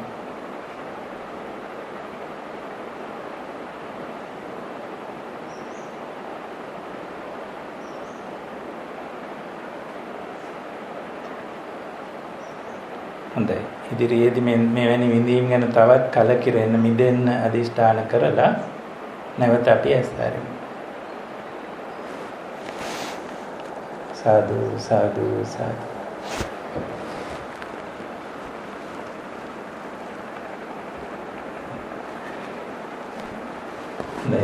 මේ භාවනාවට දුක් විඳීම හෝ සැප විඳීම හෝ අදුකම විඳීම අපි කරේ නෑ. නමුත් ඒකත් කරන්න පුළුවන්. ඒ විඳීම් කෙරෙහි අනිත්‍යයි, සංකතයි, කය ධම්මං, වය ධම්මං කියලා හිතන්න බෑ.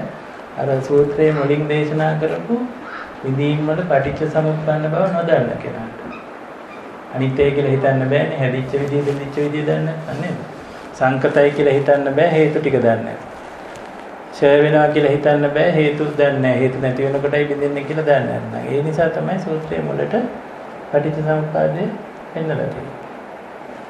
ඒ මුලින් පෙන්නපු පටිච්ච සමුප්පාදය මෙන්න මේ මානසිකාරයට භාවිතා නොකළොත් අපි පටිච්ච සමුප්පාදය දැනගත්ත හැබැයි ඒකෙන් මිදෙච්ච නැති කෙනෙක් විදිහට තමයි මැරෙන්න වෙන්නේ. එහෙම කැමති නැහැ නේ. පටිච්ච සමුප්පාදය දන්න හැබැයි මිදිච්ච නැති කෙනෙක් විදිහට මැරෙන්න කැමති නැහැ. ඒ නිසා පටිච්චසමුප්පාදය දැනගෙනමදී ඒ දැනගත්ත ටික මේ මානසිකාරයට දාලා භාවනා කරන්න. හිත දමනය කරන්න. ඒ ටික තමයි ගොඩක් වෙලාවට කෙරෙන්නේ නැත්තේ. දැන් සූත්‍ර අහනකොට බණ අහනකොට පටිච්චසමුප්පාදය දැනගන්නවා. මහාන දැන් සූත්‍රය අහපුවා. දැන් මේ වැදගත්ම කොටස මේ ටික භාවනාව.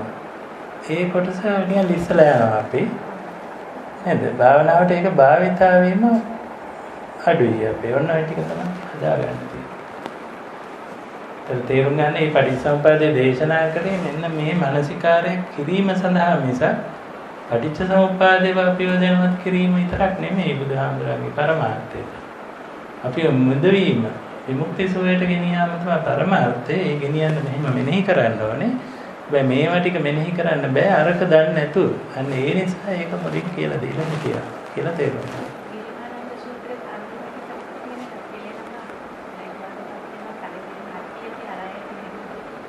ඒ සංකාර ගැන නේද? මේ වේදනාව ගැන නෙමෙයි. ඒක මීට වැඩිය ගැඹුරුයි. දැන් මෙතන අපි ඒක මම සම්බන්ධ කරලා පෙන්නන්නම් නේ. දැන් වේදනාව ගැන මෙතන දේශනා වෙන්නේ කොහොමද? වේදනාව අනිත්‍යයි, සංකතයි, පටිච්ච සමුප්පන්නයි, ඡය වෙනවා, වැය වෙනවා.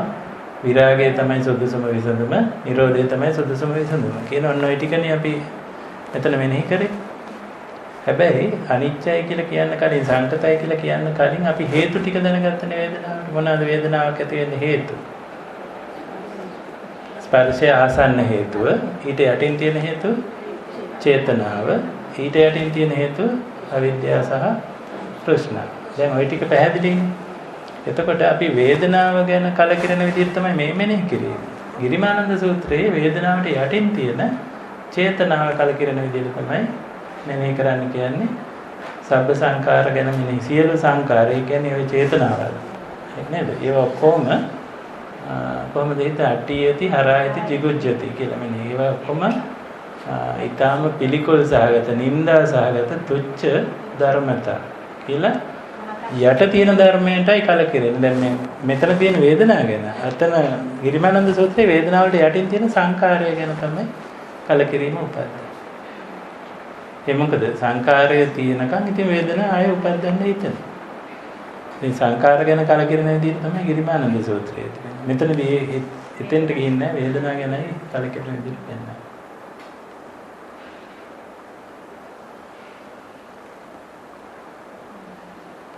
පැහැදිලිනේ වේදක සම්බන්ධ කරගත්තනේ. එතකොට දැන් වේදනාව ගැන මේ විදිහට හිතලා කලකිරුණාම අතෙන්ට යන්න ලේසියි. ඒ වේදනාව තියෙන සංකාර ඒවයින් උපද්දපු ඉන්න මේ සංකාර කියන જાතිය අන්තිම භයානකයි නරකයි නින්දිතයි තුච්චයි පහත් කියලා වචන ටිකක් තමයි මේ සූත්‍රයේ දීලා තියෙන්නේ අපිට පාවිච්චි කරන්න. සංකාර කියලා සාරාංශ කරගත්තොත් මොනවද? මට හිතෙන ඒවා මං කියන ඒවා මං කරන ඒවා තුච්චයි නින්දිතයි කැමතිද එහෙම කවුද කියන්නේ? කවුරු හරි කෙනෙක්වත් ඔය වචන හරි ජරා වැඩනේ කරන්න කියලා අපි බයිනවා යාට. අපි සාධාරණීකරණය කරන්න හදනවා මං කරන වැඩේ. නමුත් භාවනාවේදී පෙන්වන්නේ තමන් හිතන කියන කරන තුනම මත කරගෙන තුච්චයි පහත් කියලා තමන්ටම බනින ක්‍රමයක් තමයි ඒ කියලා දීලා තියෙන්නේ. වෙන කෙනෙක් බැන්නත් අපිට තරහ යනවා. නේද? ඔයා හිතන විදිය හරි නැහැ කියලා කවුරු හරි කිව්වොත් එහෙම. නමුත් අර භාවනාදී ගිරිමානන්ද සූත්‍රයේදී පෙන්වන්නේ තමන් හිතන විදිය හරි නැහැ පහත් තුච්චයි භයානකයි කියලා. අට්ටියදී හරායති ජිගුද්දති කියලා ඒ වචන වලින් පෙන්වන්නේ මේ නින්දා කරගන්න හැටි. පහත් පිළිකුල් කරනවා පහත් කරනවා. තමන් හිතන විදිය කියන විදිය කරන විදිය.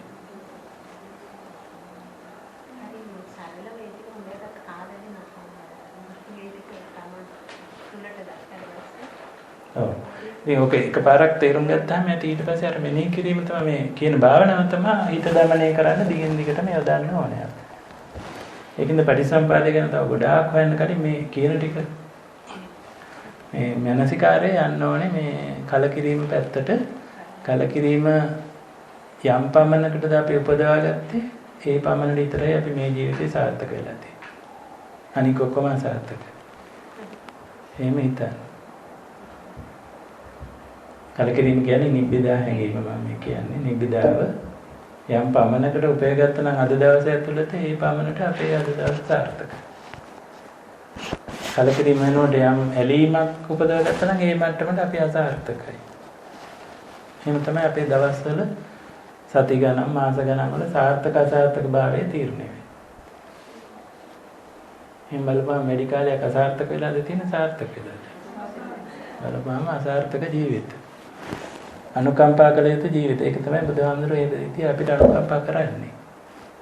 නුවණ තියන අය. රහතන් වහන්සේලා මාර්ගඵලලාභීන් අපි දිහා දැකලා අනුකම්පා කරනවා. ස්වාමීන් වහන්සේලා අපිට අනුකම්පා කරනවා. අනුකම්පාවෙන් බණ දේශනා කරන්න කියලා තමයි අපි ගිහිල්ලා බණට ආරාධනා කරන්නේ. ඉතින් මේ අනුකම්පාව ඒක හින්දා අපි අර දවසක් ගත වෙලා ඉවර වෙනකොට අපි තව දුරටත් අසාර්ථක වෙලා. ඊළඟ දවස ගත කරනකොට තව දුරටත් අසාර්ථක වෙලා. දැන් ස්වාමීන් වහන්සේලා එහෙම නෙමෙයි දවසක් කළා ඊළඟ දවස වෙනකොට ටිකක් සාර්ථකයි. තව ටිකක් කලකිරිලා ඉන්නේ. තව ටිකක් අසරෙන් මිදෙන පැත්තට. ඒක තමයි ගිහි ජීවිතවලයි අර ජීවිතවලයි වෙනස. දවසින් දවස ඒගොල්ලන්ගේ කලකිරීම බලවත් කරගන්නවා. ගිහි ජීවිත සාමාන්‍ය විදිහට ගත කරනවා නම් අපි දවසින් දවස අර අසාර්ථක භාවයට, ඒ කියන්නේ තවදුරටත් ඇලීම්, තවදුරටත් බැඳීම් බවට පත් කරගනිමින් ඉන්නවා.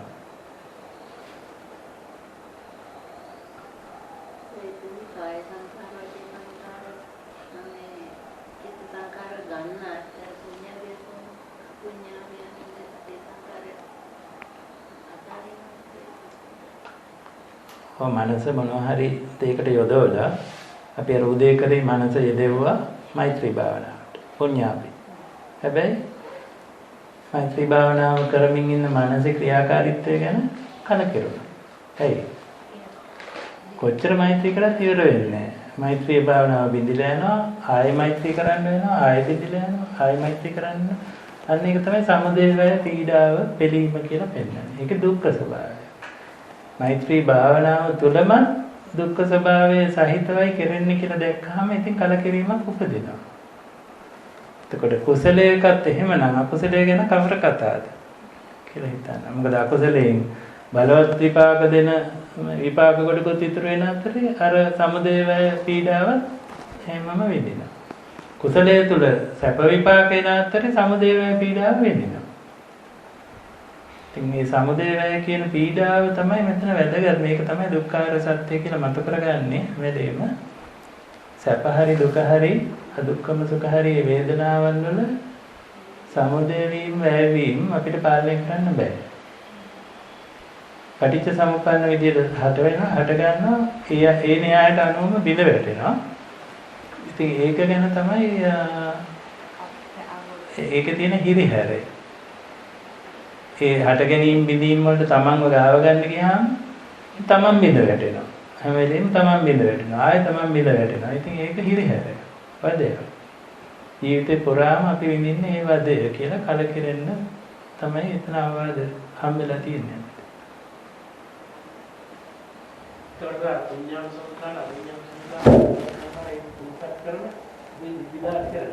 तुम पैतර में ඉබිලා ඒක. නවාකාරයක් වෙනවා. එතකොට අන්න හරියව. ඒකනේ අර සචිත්ත පරියෝදපණං කියන කොටසෙන් පෙන්නන්නේ ඕක. දැන් ඊට කලින් හැබැයි සචිත්ත පරියෝදපණං එන්න කලින් කෙනෙක් අනිත් දෙක කරලා ඉන්නවනේ. මොකද අනිත් දෙක? මුළු බුද්ධ ශාසනයම අනුශාසනාවම කැටි කරලා මේ ගාථාවේ තියෙන්නේ. පාපස්සකරණං කියන එක නොකර ඒ කියන්නේ සීල් අපි ඒකනේ සීල් ගත්තා. දැන් මේ පාපස්ස කියන පැත්ත නොකර ඉඳිමින් තමයි මේ මෛත්‍රී භාවනාව කියන කුසලයේ අපි සිද්ධ කරේ වෙලාවේ කුසලයේ සිද්ධ කරපුවම ඊළඟට අපි ගියේ සචිත්ත පරියෝදපණං කියලා. මේ කුසලයේ සිද්ධ කරමින් ඉන්න මනස සහ ඒක ඇති වෙන ධර්මතා සමුදය වැය පීඩාවට අහු වෙලාමයි තියෙන්නේ කියලා කලකිරෙනවා. ඒක තමයි හිත දමනය කරනවා. දමනය කරන්නේ මොකෙන්ද? කර්ම රැස් කිරීමෙන් දමනය කරනවා. කර්ම රැස් කරන එක කෙරෙහි යෙදෙන එක ගැන තමයි දමනය කිරීම සිද්ධ වෙන්නේ. දැන් ඔයගොල්ලෝ ඉන්නේ කොයි හරියද? සබ්බ පාපස අකරණං හරිද? සෑහෙන දුරකට කරගන්න පුළුවන් වෙලා තියෙනවා. සතුට වෙන්න ඕනේ. කුසල සූප සම්පදා දැන් මේ කරමිනුත් ඉන්නේ ගොඩක් ඒක. ඒ වගේම දාන සීල ඔයගොල්ලෝ ගොඩක් ඒවා කරනවා. ඒකත් සෑහෙන දුරකට කරගත්ත අය එතනින් නතර වෙන්න බලන්නේ ඇයි? බුද්ධ ශාසනය අනුශාසනාවෙන් කැරි දෙකක් හරි නේද? නම් මුළු බුද්ධ ශාසනයෙන් පරිහරණය කරනවා කියලා කියන්නේ අර පුණ්‍යාභි අපුණ්‍යාභි අනිත්‍යාභි කියන ඒ සංකාර ಜಾති තුනම කෙරෙහි සබ්බ සංකාර සමතෝ විදියට සියලු සංකාර සමනය වෙලා යන විදියට මෙනෙහි කිරීම ඒක තමයි මේ විදර්ශනාව කියලා අපි මේ කරමින් ඉන්න කොටස. ඉතින් ඒකට අපි මේ උත්සාහ කරමින් ඉන්නවා කියලා හිතලා සතුටු වෙන්න. බුදුහාමුදුරුවන්ගේ ශාසනයේ තියෙන තුන්වෙනි අවවාදය. පළවෙනි අවවාද දෙක පිළිපදිමින් තුන්වෙනි අවවාදයට හිත යොමු කරමින් මේ ඉන්නේ.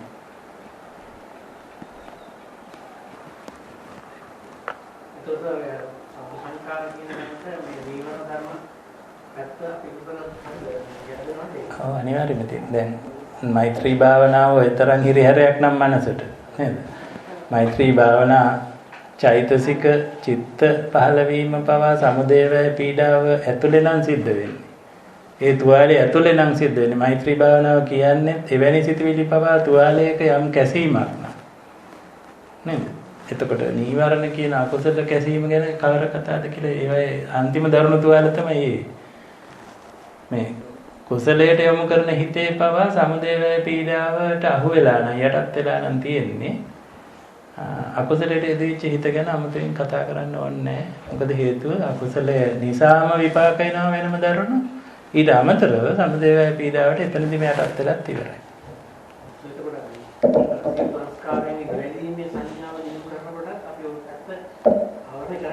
ඒ තුනම කව කරගන්න ඕනේ නේද? පුණ්‍යාභි අපුණ්‍යාභි අනිත්‍යාභි සංකාර කියන තුනම තමයි දැන් අර ගිරිමානන්ද සූත්‍රෙත් පෙන්නන්නේ ඒකයි.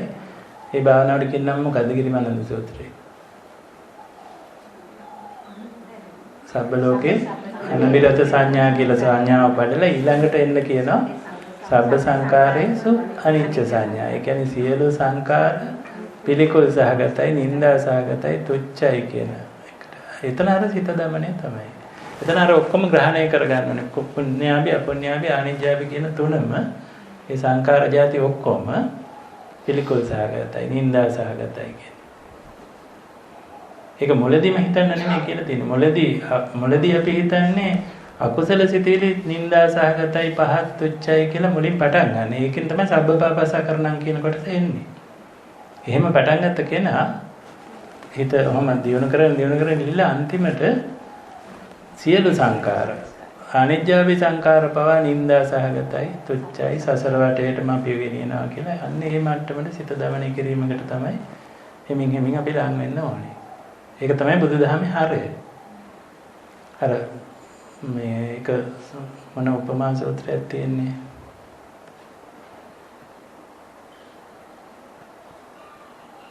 අතනේ සාරෝපම සූත්‍රේ රුක්කෝපමාගේ අන්න එහෙම සූත්‍රයක් තියෙන්නේ. ගහක් උපමා කරලා තියෙනවා. කෙනෙකුට මේ අරටුව ඕන වෙලා ගහක සාරෝපම සූත්‍රේ නේද? අරටුව තමයි එයාට ඕනේ.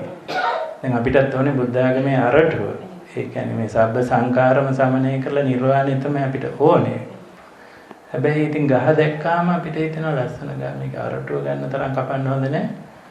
නේද? අත්තක් දෙකක් කපාගෙන යනවා කියලා එහෙම කපාගෙන යනවා. ඒ කියන්නේ අර අපුඤ්ඤාභි සංකාර ගැන හරි. ඒ අත්ත කපනවා. පුඤ්ඤාභි සංකාර අපරාධ මේ පින කියලා ඒක ඉතුරු කරනවා. එතකොට අර සාරය ඒ සූත්‍රයේම පෙන්නනවා. ඒ සමහර අය කොළ අරන් යනවා. සමහර අය අතු පොතු අරන් යනවා. කලාතුරකින් කෙනෙක් ගහේ අරටුවට එනකන් කපලා අරන් යනවා කියලා. අපි නවතින්න හොඳ නැහැ. පව නොකර ඉඳීමෙන් විතරක් නවතින්න හොඳ නැහැ. පින් කිරීමෙන් විතරක් නවතින්න හොඳ නැහැ. ඒ පව නොකර සිටීමක් කරන ගමන් පින් කිරීමක් කරන ගමන් හැබැයි පව පින් දෙකේම නැත්නම් සියලු සංකාරවල මේ අඩුපාඩුව. මොකද අඩුපාඩුව නොනවත්වා සිද්ධ වෙන සමුදය වැය කියන පීඩාකාරී ක්‍රියාකාරීත්වය. ඒක ගැන කලකිරෙන්න. ඔතන තමයි හරය තියෙන්නේ බුදුදහමේ. පින් කරන ඕනද ඔකේ? පුණ්‍ය කර්ම කළ යුතුද?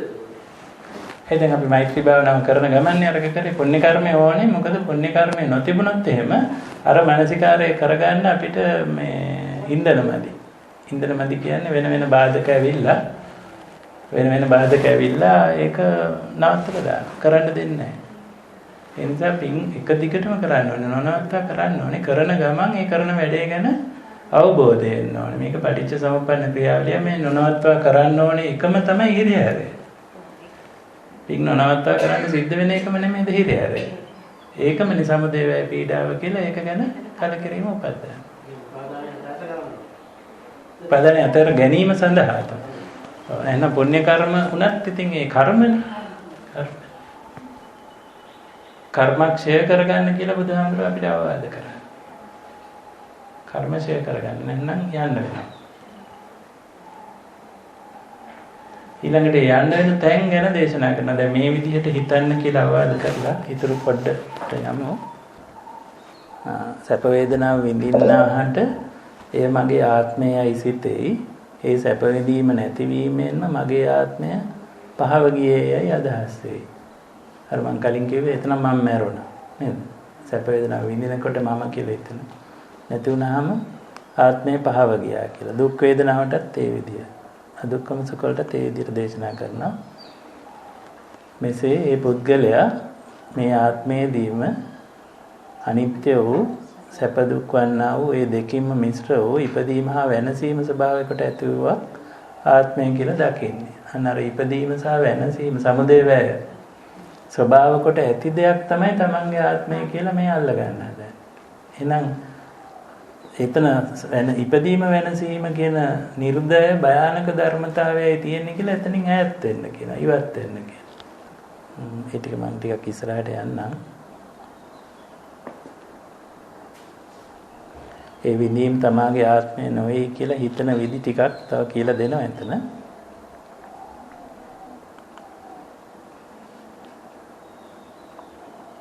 ටිකටම විඳීම ගැන යන්නේ.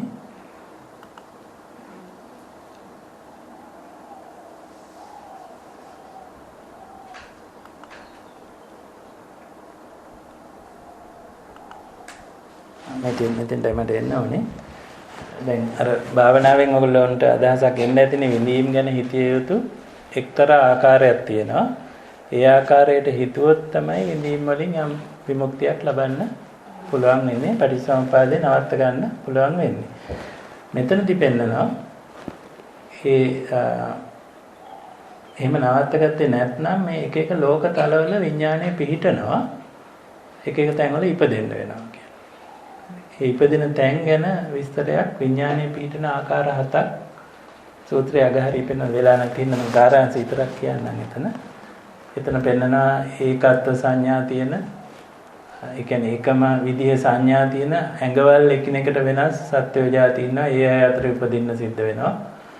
එහෙම නැත්නම් එකිනෙකට වෙනස් ඇඟවල් තියෙන එකිනෙකට වෙනස් සිතවිලි තියෙන සත්වෝ අතර ඉපදෙන්න සිද්ධ වෙනවා. ඒ විඥානය පිටන තවත් තැන ඊළඟට පෙන්නනවා එකම જાතිය ඇඟවල් එකම જાතිය සිතවිලි තියෙන සත්වෝ කොට්ටාසත් ලෝකේ ඉන්නවා. ඒ අය අතරත් ඉපදෙන්න සිද්ධ වෙන සමහර බ්‍රහ්ම සත්වෝ. එහෙම කියලා විඥානය ඒ තැන්වල පිහිටන ඒ තැන් විඥාන තිති කියලා එවැනි පිහිටන ආකාර 7ක් පෙන්වලා දෙනවා. ඒක ඉතින් ඉන්නකම කියවන්න. මම හිතන්නේ ඔයගොල්ලෝ දැනට ඒ ගොඩක් තැන්වල පිහිටලා තමයි මේ ආපහු ඇවිල්ලා ඇත්තේ. සමහර ඒවා දැනටම සිද්ධ වෙලා ඇති ඔයගොල්ලන්ගේ සතර ගමනේදී. ඒ ආකාර 7 එහෙම දේශනා කරන්නේ ඒ ආහාර 7 ගැන අපිට දැනීමක් දෙන්න විතරක් නෙමෙයි පොඩි භාවනාවක් එතනත් බුදුහාමුදුරුවෝ කියලා දෙනවා. ඒ භාවනා කොටස මම කෙටියෙන් කියන්නේ ඒක තමයි වැදගත්ම. ඉතින් මෙතන සුබකින්නක දෙවියෝ කියලා කොටසක්, ප්‍රේතයෝ කියලා කොටසක්. ඒ තැන්වල උපදීම් ඇති වෙන හැටි මේ සූත්‍රයේ මේ හරිය දේශනාව වේගෙන ගිහිල්ලා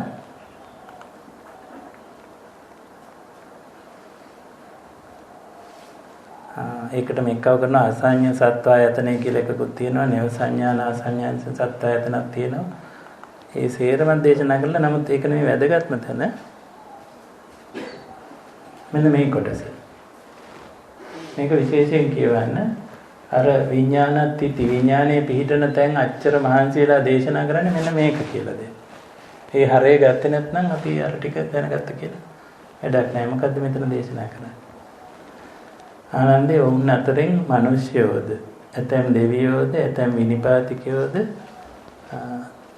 ඒ නානත්කාය නානත් සංඤේ වූ විඥානිත්‍යතියක් තියෙනවා. විඥානේ පිහිටන තැනක් තියෙනවා. එය දනිනා ඔන්න අපි දැනගත යුතු තමයි එහෙම තැනක් තියෙනවා කියලා දැනගන්න. එහෙම අපිට උපදෙන්න තැනක් තියෙනවා. ඒක සමුදය වෙන්නේ මෙන්න මෙහෙමයි කියලා ඒක සමුදය වෙන හැටි. ඊළඟට ඒක නිරෝධ වෙන්නේ මෙන්න මෙහෙමයි. එහෙම ඉපදීම නවත්ත ගන්න පුළුවන් මෙහෙමයි.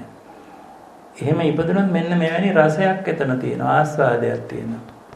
හැබැයි එහෙම ඉපදුනොත් මෙන්න මෙවැනි ආධිනවයකුත් එතන තියෙනවා. මෙන්න මෙවැනි නිස්සරණයකුත් නිස්සරණ කියන්නේ එකෙන් බේරෙන විදිහකුත් තියෙනවා කියලා ඔය කාරණා ටික දැනගන්න ඕනේ කියන අර ලෝකතල ඔක්කොම ගැන. හැමෝටම නෙමෙයි මම කියන්න කවර වගේ අයටද මේ අවවාදය දෙන්නේ කියලා. ඒක පෙන්වන්නේ මෙහෙම ලෝකතල තියෙනවා. ඒවයි මේ විදිහට උපදිනවා.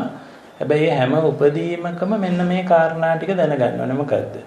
ආයෙ සාරාංශ කරා. මෙහෙම විඥානෙතියක් තියෙනවා කියලා දැනගන්න ඕනේ. ඊළඟට ඒක හැදෙන හැටි, සමුදය වෙන හැටි, ඒක වැය වෙන හැටි දැනගන්න ඕනේ. ඒකේ ආස්වාදයක් තියෙනවා නම් ඒකත් දැනගන්න ඕනේ. ආධිනවයක් දැනගන්න ඕනේ. නිරෝධයක් තියෙනවා. නිස්සරණ කියන එකෙන් බේරිලා යන හැටි දැනගන්න ඕනේ. ඔන්න ඔහොම දැනගන්න ක්‍රමයක් තියෙනවා කියලා. ඒ මොකද්ද ඒ ක්‍රමය?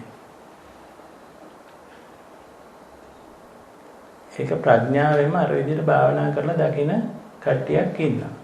ඒ මාර්ගඵලලාභී ඒ ස්වභාවයටපත් වෙන අයගෙන් සමහර අය මේ සියලු විඥානත්‍ත්‍ති විදර්ශනා කරනවා.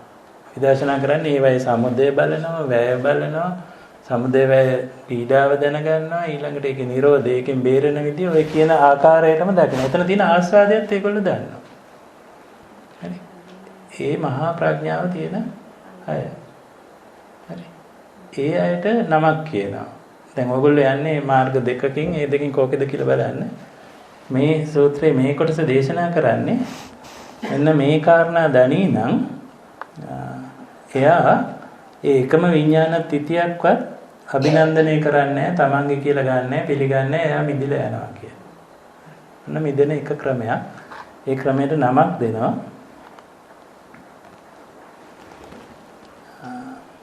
මේ ඒක විඥාන තිතම ගැන දේශනා කරන්නේ ඒ දේම දේශනා කරලා කියනවා අන්තිමට එතන ඒ ඔක්කොම දේශනාව ඉවර කරනවා ආනන්ද මෙවැනි මහාන මෙවැනි මේ විදිහට කරන කෙනා ප්‍රඥා විමුක්තයයි කියනු ලැබේ. ඒ මොකද්ද කියන්නේ? ප්‍රඥා බලයෙන් එයාගේ ප්‍රඥාව වදාගෙන මේ නාම රූප නාමකයෙන් රූපකයෙන් මිදුන කෙනා කියලා කියනවා. ඔයගලන්ට අදාළ වෙනවද? දෙකයි තියෙන ක්‍රම. මේක හෝ අනිකත් මම කියන්න. තව තිබුණා නම් බුදුහාමුදුරේ දේශනා නොකර ඉන්නේ. ඒතර ප්‍රඥා විමුක්ත වෙන්න නම් මොන විදිහටද අපි භාවනා කරන්න ඕනේ? මේ විඥානයේ පිහිටන තැන් ගැන, ඒ ලෝකතල ගැන, ඒ ලෝකතලය මොනවද? ඊළඟට ඇයි එහෙම පිහිටන්නේ? කොහොමද එතන පිහිටන එක සමුදය වෙන්නේ? කොහොමද එතනින් වැය වෙන්නේ? මොකක්ද එතන තියෙන ආස්වාදය? මොකක්ද ඒකේ තියෙන ආදීනවය? මොකක්ද ඒකේ තියෙන නිස්සාරණය? කියලා හොඳට මෙනෙහි කරලා හරියට දැනගෙන භාවනා කරලා මේ එක තැනකවත් පිහිටන්නේ නැතුව මිදිලා යන අයට කියනවා ප්‍රඥා විමුක්ත කියන නමෙන් හඳුන්වනවා. ඊළඟ කොටස සූත්‍රේ එනවා අන්තිම කොටස විමෝක්ෂයට දේශනා කරනවා. විමෝක්ෂයට කියන්නේ මිදෙන්න ධ්‍යාන විදිහට වඩන්න ඕනේ ක්‍රම 8ක් එතන පෙන්වන්නේ.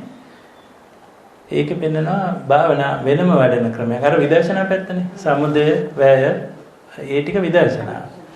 මේ පෙන්වන්නේ සමතේ. විමෝක්ෂයට කොටසෙදි පෙන්වන්නේ එක එක සමත භාවනා මේ පෙන්වන්නේ. මෙන්න මේ පළවෙනි එක රූපී වූයේ. නීල කසින ආදී වශයෙන් ඉපදවූ රූප ධානය අතරින් ඒ රූප තියෙන ඒ ධානය තියෙනවා. ඒ රූප ධානය ලැබෙන එක පළවෙනි විමෝක්ෂය. එයා මුලින් රූප ධානය උපදවා ගන්නවා. ඉතින් එහෙම එක එක ධානය උපදවා ගන්න හැටි රූප අරූප ඔහොම දිගටම දේශනා කරනවා. ආකින්චායතනෙ දේශනා කරනවා. නේව සංඥා නාසඤ්ඤායතන වෙනකම් දේශනා කරලා සංඥා වේදිත නිරෝධයට එතනින්පත් වෙනවා කියලා කියනවා. එතකොට නේව සංඥා නාසඤ්ඤායතනය වගේ ඉහළ ධානයක මානසික සිද්ධ වෙන ක්‍රියාවලියක් තියෙනවානේ. කෙනෙක් එහෙම ධානයක් උපදවගෙන ඉන්නකොට ඒ ධානය පවත්ත ගන්න මනස වැඩ කරන්න ඕනේ නේද? සංඥා ඕනේ වෙනවද? ධානයක ඉන්න.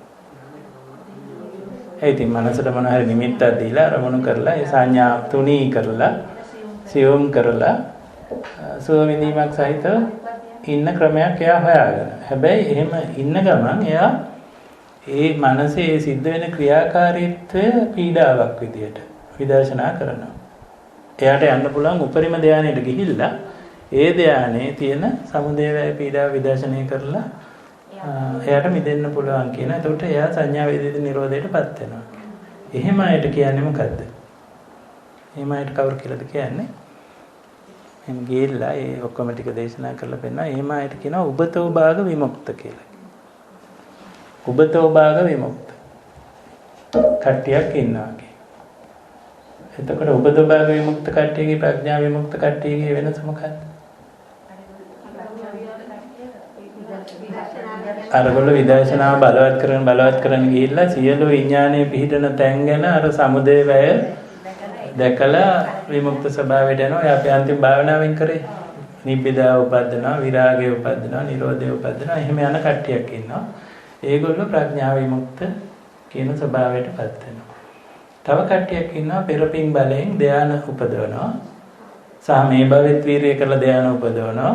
ඒ ධානය වලින් ඉහළටම යනවා. විමෝක්ෂ 8ටම යනවා.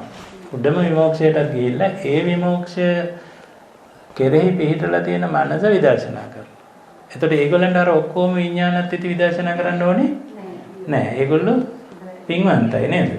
ඒගොල්ලන් සුඛපටිපදාවේ යන්නේ. සුඛපටිපදාව කියන්නේ අර ධානයස ඔක්කොමත් වෙන්නලා ඉහළම ධානය විදර්ශනාවට ලක් කරලා ඒක ගැන කලකිරලා යනවා. මිදලා නෑ මේගොල්ලෝ ඒ රූප රාග එහෙම දුරු කරලා අරූප මේ රූප රාග දුරු කරලා අරූප ධානය උපදව ගත්ත අයත් ඉන්නවා. එහෙම උඩටම ගිහිල්ලා විමෝක්ෂ 8ම උපද්දලා ඊළඟට ඒ අන්තිමට ඒ විමෝක්ෂ ඉපදීමේ තියෙන නිරාර්ථකකම දැකලා ඒක විදර්ශනා කරලා ඒතකොට විදර්ශනාව ටිකයි ඒගොල්ලන්. විදර්ශනාව ටිකයි අර සියුම්ම උපරිම ධානය තමයි විදර්ශනා කරන්නේ. ඒක නිසා යාට සුඛපටිපදාව සැපයක් යාට. එහෙම කට්ටියක් ඉන්නවා. අපි අහුවෙන්නේ කොයි එකටද? ඔය දෙගොල්ලන්ටම අහුන වෙනකද බේරිලා ඉද අපි. එහෙම උත්සාහ කරන අයත් ඉන්නවා. ප්‍රඥා විමුක්ත වෙන්නේ නැහැ. ඔබතෝ භාග විමුක්ත වෙන්නේ නැහැ. ආයෙ සසරටම වැටෙනවා.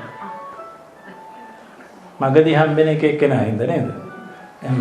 මේ ලෝකෙට එනවා මේම විමුක්තිය ලබන්න කියලා මෙහෙදී එක එක්කෙනා හම්බෙලා වෙන වෙන අදහස් ඔළුවට දානවා. දාපුවාම අර දෙකෙන් අර ක්‍රමේ යන්නේ නැහැ මේ ක්‍රමේ යන්නේ නැහැ. මගේ ඇරිලා නැහැ. ඒක ඔයගොල්ලෝ මේ පැත්තට අහුවෙන එක නැහැ. හැබැයි අනිවාර්යයෙන්ම මේ විදි දෙක විතරයි තියෙන්නේ. වෙන විදියක් නැහැ. සුඛපටිපදාව තියෙන්නේ ගොඩක් වෙලාවට අපි වගේ ගිහියන්ට නෙවෙයි. ස්වාමීන් වහන්සේලා වගේ මහා පෙරපින් තියෙන ධාන නිතර පරිහරණය කරන්න පුළුවන් අයට තමයි සුඛපටිපදාව. ඒකෙන් කියන්නේ මේ ගිහියයට මම මේ කියන්නේ ගිහියයට එහෙම බෑ කියන එක නෙවෙයි. නමුත් වැඩි හරියක්. වැඩි හරියක් ඒ ප්‍රතිපදාව තියෙන ස්වාමීන් වහන්සේලා.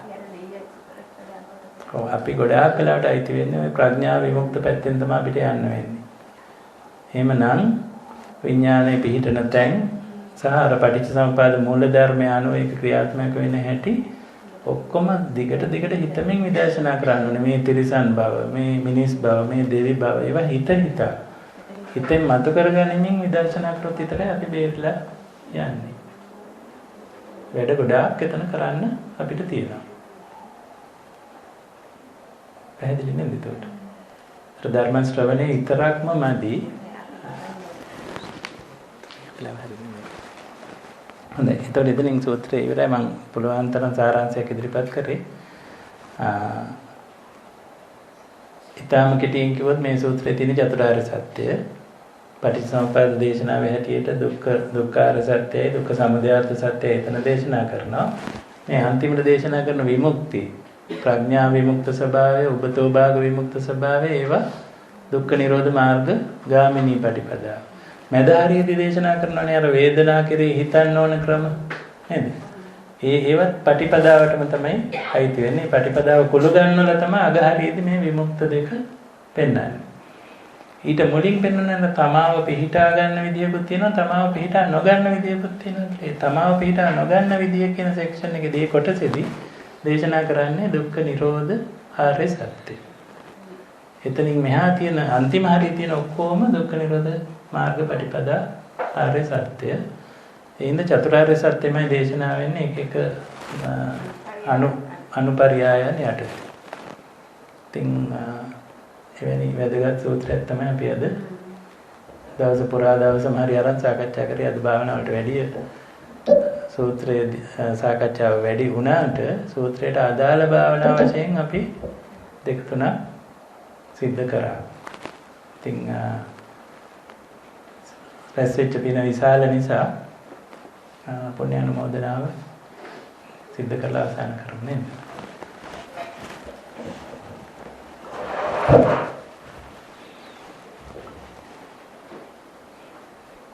හොඳයි. මුලින්ම හිත සතුට වෙන විදිහට ආයෙත් මතක් කරන්න.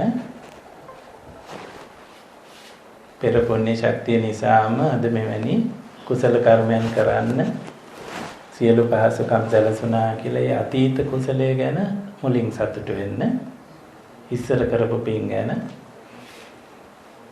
ඊළඟට අද දවසේ කරපු පින් සිහිපත් කරමු. මුලින් මතක් කරමු. අපි සීලය පිහිටා සිටියා. මේ වෙනතුරු ඒ සිල්පද නොබිදී ආරක්ෂා කරගනිමින් සීලේ පවත්වා ගැනීම මහත්ඵලයි මහානිසංසයි. ඒ සඳහා බොහෝ පින් රැස් වුණා කියලා සතුට වෙන්න.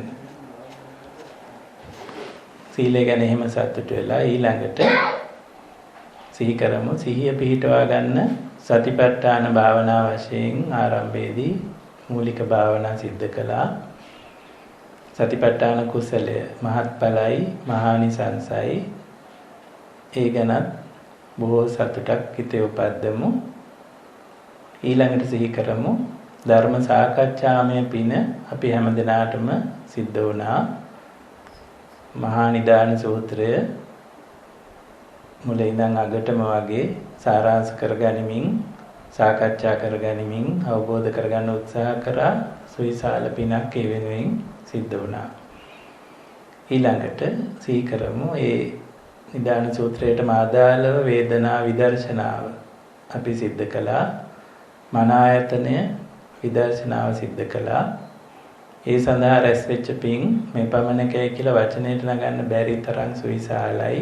නිර්වාණ අවබෝධය තෙක්ම කුසල විපාක සහිතයි. බොහෝ සතුටක් උපද්දමු. ඊළඟට මේ සියලුම පුණ්‍ය කර්මයන් ගෙන් රැස් වුණ සියලුම පිං සිහි කරමින් හිතන්න මේන් යම්තාක් වේදිත සුව අනාගතේ මං වෙත එළමෙන්න තියනවද? ඒ වේදිත සොයන් මං වෙනුවට දෙවියන්ොත් මියගේ ඥාතීනොත් ලබත්වා ඒ අය මේ පිං පුණ්‍යානිසංස භුක්ති විඳිත්වා. ඒ නිසා ඒ අයට මේ පිං අනුමෝදන් කරනවා කියලා හිතලා මුලින්ම සම්‍යක් දෘෂ්ටික දේවතලවල මේ වෙලාවේ වැඩ වාසය කරන ඒ දෙවියන්ව හිතෙන් අරමුණු කරන්න. දෙවනුව අනිකුත් සෙසු දේවතලවල සියලුම දෙවියන්ව අරමුණු කරමු. කරලා හිතමු දෙවියෝ මන් දෙන මේ පිං සතුටින් අනුමෝදන් වෙත්වා. තමන් සතු කරගෙන භුක්ති විඳිත්වා. ඒ පුණ්‍ය ශක්තියේ මහිමෙන් ඒ අයගේ දේව සම්පත්තිය තව බොහෝ කලක් පවත්වා ගනිත්වා, වැඩි දියුණු කර ගනිත්වා. එයින් සතුටු වෙන දෙවියෝ බුද්ධ ශාසනයත්, බුද්ධ දේශනාත්, බුද්ධ ශ්‍රාවකේනොත් සුරක්ෂිත කරත්වා කියලා හිතාගෙන පින් අනුමෝදන් කරමු. ආකාශට්ටා ච බුම්මට්ටා දේවා නාග මහිද්దికා පුඤ්ඤන්තං අනුමෝදිත්වා චිරන් රැක්කන්තු ලෝක සාසනං. ආකාශට්ටා ච බුම්මට්ටා දේවා නාග මහිද්దికා පුඤ්ඤන්තං අනුමෝදිත්වා චිරන් රැක්කන්තු දේශනං. ආකාශට්ටා ච බුම්මට්ටා දේවා නාග මහිද්దికා පුඤ්ඤන්තං අනුමෝදිත්වා චිරන් රැක්කන්තු මං පරන්ති. දෙවියන්ගේ චිත්ත ප්‍රීතිය අරමුණු කරලා ගොඩාක් සතුටු වෙන්නේ ගැන.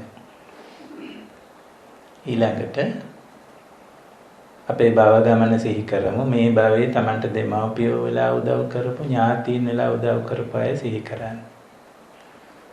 පෙර භවෙත් ඒ විදිහේ අය සිහි කරන්න. මේම ආපස්සට සිහි කරන්න. මේ භව ගමනේදී දෙමව්පියෝ වෙලා මට උපකාර කළ අය බොහෝයි. ඒ අය විසින් සිද්ධ කරපු උපකාර වචනයකට නගන්නත් බැරි තරම් සුවිශාලයි. ඥාතීනුත් ඒ වගේමයි. ඒ අයවත් සිහි කරන්න. හිතෙන් දකින්න ඒ අයගේ ප්‍රාණකාරයෝ අද සසරේ එක එක භවයන්හි විසිරීලා ඉන්න හැටි අරමුණු කරන්න. අන්නේ අරමුණු වෙන ප්‍රාණකාරයෝ කෙරෙහි හිතන්න. ඒ අය මන් දෙන මේ පින් මේ මොහොතේ හිත සතුටින් අනුමෝදන් වෙත්වා.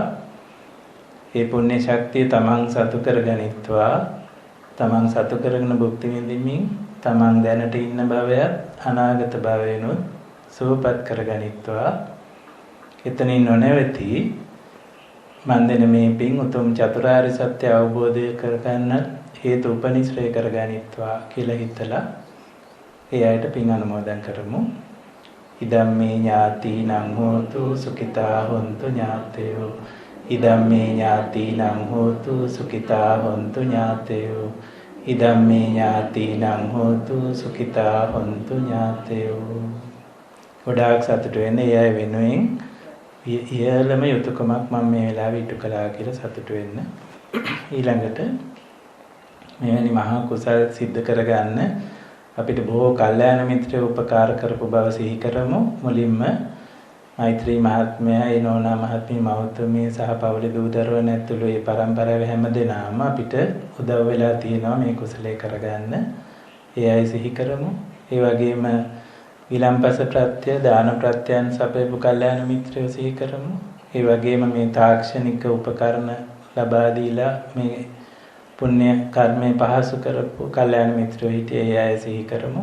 සම්බන්ධීකරණයෙන් තව නොඑක ආකාරයෙන් උදව් කරපු ඒ කල්යාණ මිත්‍රයෝ ඔක්කොම මතක් කරලා හිටු. මේ හැම දිනාටම ඒ අය විසින් සිද්ධ කරගත්තා වූ මේ මහා කුසල බලයෙන් නිදුක් නිරෝගී චිරජීවනය ලැබේවා. ඒ වගේම අප්‍රමාදව උතුම් චතුරාර්ය සත්‍ය අවබෝධය ලැබේවා කියලා එයාට අපි නිවන ප්‍රාර්ථනා කරමු. ඒ වගේම සිහි කරමු තමන්ව සිහි කරන්න. දැන් අද දවස පුරා රැස් කරගත්ත මහා පුණ්‍ය ශක්තිය දෙවියන්ට, ඥාතීන්ට, අන්ලෝක සත්ත්වයින්ට අනුමෝදන් කළා කියලා සතුටු වෙන ගමන් හිතන්න මේ මහා කුසල බලයෙන් ඒ සියලු වේදිත සුව පවා අනුන්ට අනුමෝදන් කිරීමේ මහා කුසලයෙන් මෙතෙක් මං සසරේ ප්‍රාර්ථනා කරගෙන ආපු ඒ උතුම් චතුරාර්ය සත්‍ය ධර්ම අවබෝධය, නිර්වාණ අවබෝධය නොපමාව සිදු වේවා කියලා තමන් කෙරේ නිවන ප්‍රාර්ථනා කරමු. ඉදම්මේ පුඤ්ඤ කම්මං ආසවක්ඛ්‍යා වහං හෝතු සබ්බ දුක්ඛා පමුච්ඡතු. ඉදම්මේ පුඤ්ඤ කම්මං ආසවක්ඛ්‍යා වහං හෝතු සබ්බ දුක්ඛා පමුච්ඡතු. ඉදම්මේ පුඤ්ඤ කම්මං ආසවක්ඛ්‍යා වහං හෝතු සබ්බ දුක්ඛා පමුච්ඡතු. සාදු සාදු සාදු. මම අතින් සිදු පින දොබල හැමදෙනාටම අනුමෝදන් කරනවා. සතුටින් අනුමෝදන් වෙත්වා. සාදු සාදු සාදු. මේ සම්මානීය දේශක මෙතනුනේ යකින් මේ අස්තර සහභාගී වන හැමදෙනාගේම අවසරයි. අද දවසේ වැඩසටහන නිමවන මොහොතේදී අපේ මේ දවස පුරා කැපවුම් අපගේ කල්යාණ මිත්‍ර කිසිල් සම්පූර්ණ වෙනුවෙන් මේ තුමුස්තරන් බලාපොරොත්තු වෙන්නේ අප සමදෙනා වෙනුවෙන්ම මා හිතනවා මේ අවුරුද්දම දවස් තමයි අපිට මේ සසර ගමනේ නිමාව පැත්තට තරමටම ගොඩාක් රැස් කරගන්නට භාග්‍යවන්ත වුණේ. ඒ මෙච්චර එළුසාරිත කාලයක් තිබුණ නිසා අපේ කරුණු මෙතෙක් කල මගේ හැරී ගියා. නමුත් ඒ අයහපත් කාලයේ නිමාවටපත් කරමින් කිසිම සමසින් නැතුව කෙරුණා. අද සම්ප්‍රාප්තන අපේ දවසක කළා මේ ස්ථානයේදී අපගේ සසර ගමන සුවපත් සසර ගමනින් අපි නිරෝධ කරගැනීම සඳහා නිර්වාණ ශාන්තිය අත්පත් කරගැනීමද අපිට පුළුවන් තරම් ධර්ම කරුණු කුසල සම්පාදනය කර දෙන්නට. ඒ නිසා අද දවසේ අපි තාමත් වාසනාවන්ත වූ අවස්ථාවකටයි සම්බන්ධ වුණේ. මේ සියල්ල අපට ලැබුණේ මෛත්‍රී සේනාවක බැද්දුන්ගේ අධිහත්තිය උරුමනා වුණු නිසා. ඒ නිසා අපිට මේ පැත්ත ඊටමත් වටිනා වූ දවසක් බවට පත් කරගන්න අවස්ථාව ලැබුණා. අපගේ දේශක මෙතනුනේ අද දවසේදී අපි අත් කරගත්තු කුසල සම්භාරයන්ගේ අනන්ත අප්‍රමාණ බලයෙන් ඔබතුමාට අපිට කිව නොහැකි තරම් කෙටි කාලයකින් මේ සසර ගමන නිරෝධ කිරීමට ශක්තිය කුසල සම්භාරයෙන් ලැබේවා, වාසනාව ලැබේවා කියලා හැමදෙනාම සාදු ප්‍රාර්ථනා කරමු. ඒ වගේම අද දවසේදී මේ ස්ථානයේ අපගේ පැද්දුම් සම්ප්‍රාප්ත කරවීමට කටයුතු කරන ලැබුවේ මොරටු විශ්වවිද්‍යාලයේ කතිකාචාර්ය පොදුරගම් මැතිතුමන් ඔබතුමාගේ කාර්මික දායකත්වයේ සඳහා ලැබුණා. ඒ නිසා අපි කතිතාමත් වගේ කර ඔබතුමා නම් ඉතාමත් හොඳ විදිහටම එනතගේ මේ දේශනාවේ ඵලය එලාගත්තු බව අපිට දැනුණා. ඒ නිසා ඔබතුමාට මේ අද දවසේදී ලබාගත් වූ කුසල සම්භාරයේ බලයෙන් ඔබතුමාගේ සසර විමුක්තිය ඉතාමත් කරනම් වේවායි කියලා ප්‍රාර්ථනා කරනවා. ඒ වගේම නොකියන බැරි තවත් වචනයක් තියෙනවා. අපේ ඉස්ත්‍රි මැතිතුන්ගේ ආදරණීය මෑණියන් වහන්සේ මේ වෙන විට අසනීප තත්ත්වයෙන් පසු වෙන්නේ. ඒ මෑණියන් වහන්සේගේ ප්‍රයත්න නිසා මේ වගේ පුත්‍ර රත්නයක් මේ සසර ගමන පිළිබඳව අපිව දැනුවත් කරමින් ඒකේ දුක්ඛදායකව පෙන්වමින් අපේ සසරින් මිදීමට කරුණ කියලා දෙන්න තරම් ශක්තියක් මෙතුමන් ලැබුණේ. එනිසා අපි සියලු දෙනාම රැස් කරගත්තු ඒ කුසල කර්මයන්ගේ බලයෙන් මෙතුමන්ගේ මෑණියන්ට ඊටාම මේ මොහොතේ සිටන් මේ මොහොතේ තම මොහොත ඒ අසනීප තත්ත්වයන් සුව වේවා. ඒ වගේම මේ මෑණියන්ට ඊටාම ඉක්මනින් මේ සසරේ නිරෝධ කර ගැනීමට පින්ඩුවන් සුවය අපත් කර ගැනීම ශක්තිය ධෛර්ය වාසනාව ලැබේවායි කියලා අපි සාදුකාරයක් දෙමු. සාදු සාදු සාදු. ඒ වගේම මේ කුසල කර්මයන් සියල්ල අද දවසේදී අපිත් එකතු වුණ අපගේ ගෞරවනීය සිල්මෑණියන් වහන්සේට මෛත්‍රී මෑණියන් සහ ඒ මෑණියන්ට ආදරණීය ස්වාමී දිනියට දූ දරුවන්ට ඒ වගේම ඒ අද දවසේදී ආහාර පාන සැපයීම එක්රැස්වුණු හැම දිනකටම මේ සියලු කටයුතු සම්පාදනය කළ හැම දිනකටම ඒ කුසල සම්භාරයෙන් අත්පත් වී සසර ගමන ඉක්මනින් නිරෝධ කිරීමට පුණ්‍ය කර්ම හේතු වාසනා වේවායි කියලා අපි සාදුසින් මේ රාත්‍රී ආශිර්වාද කරමු. ත්වන් සරණයි.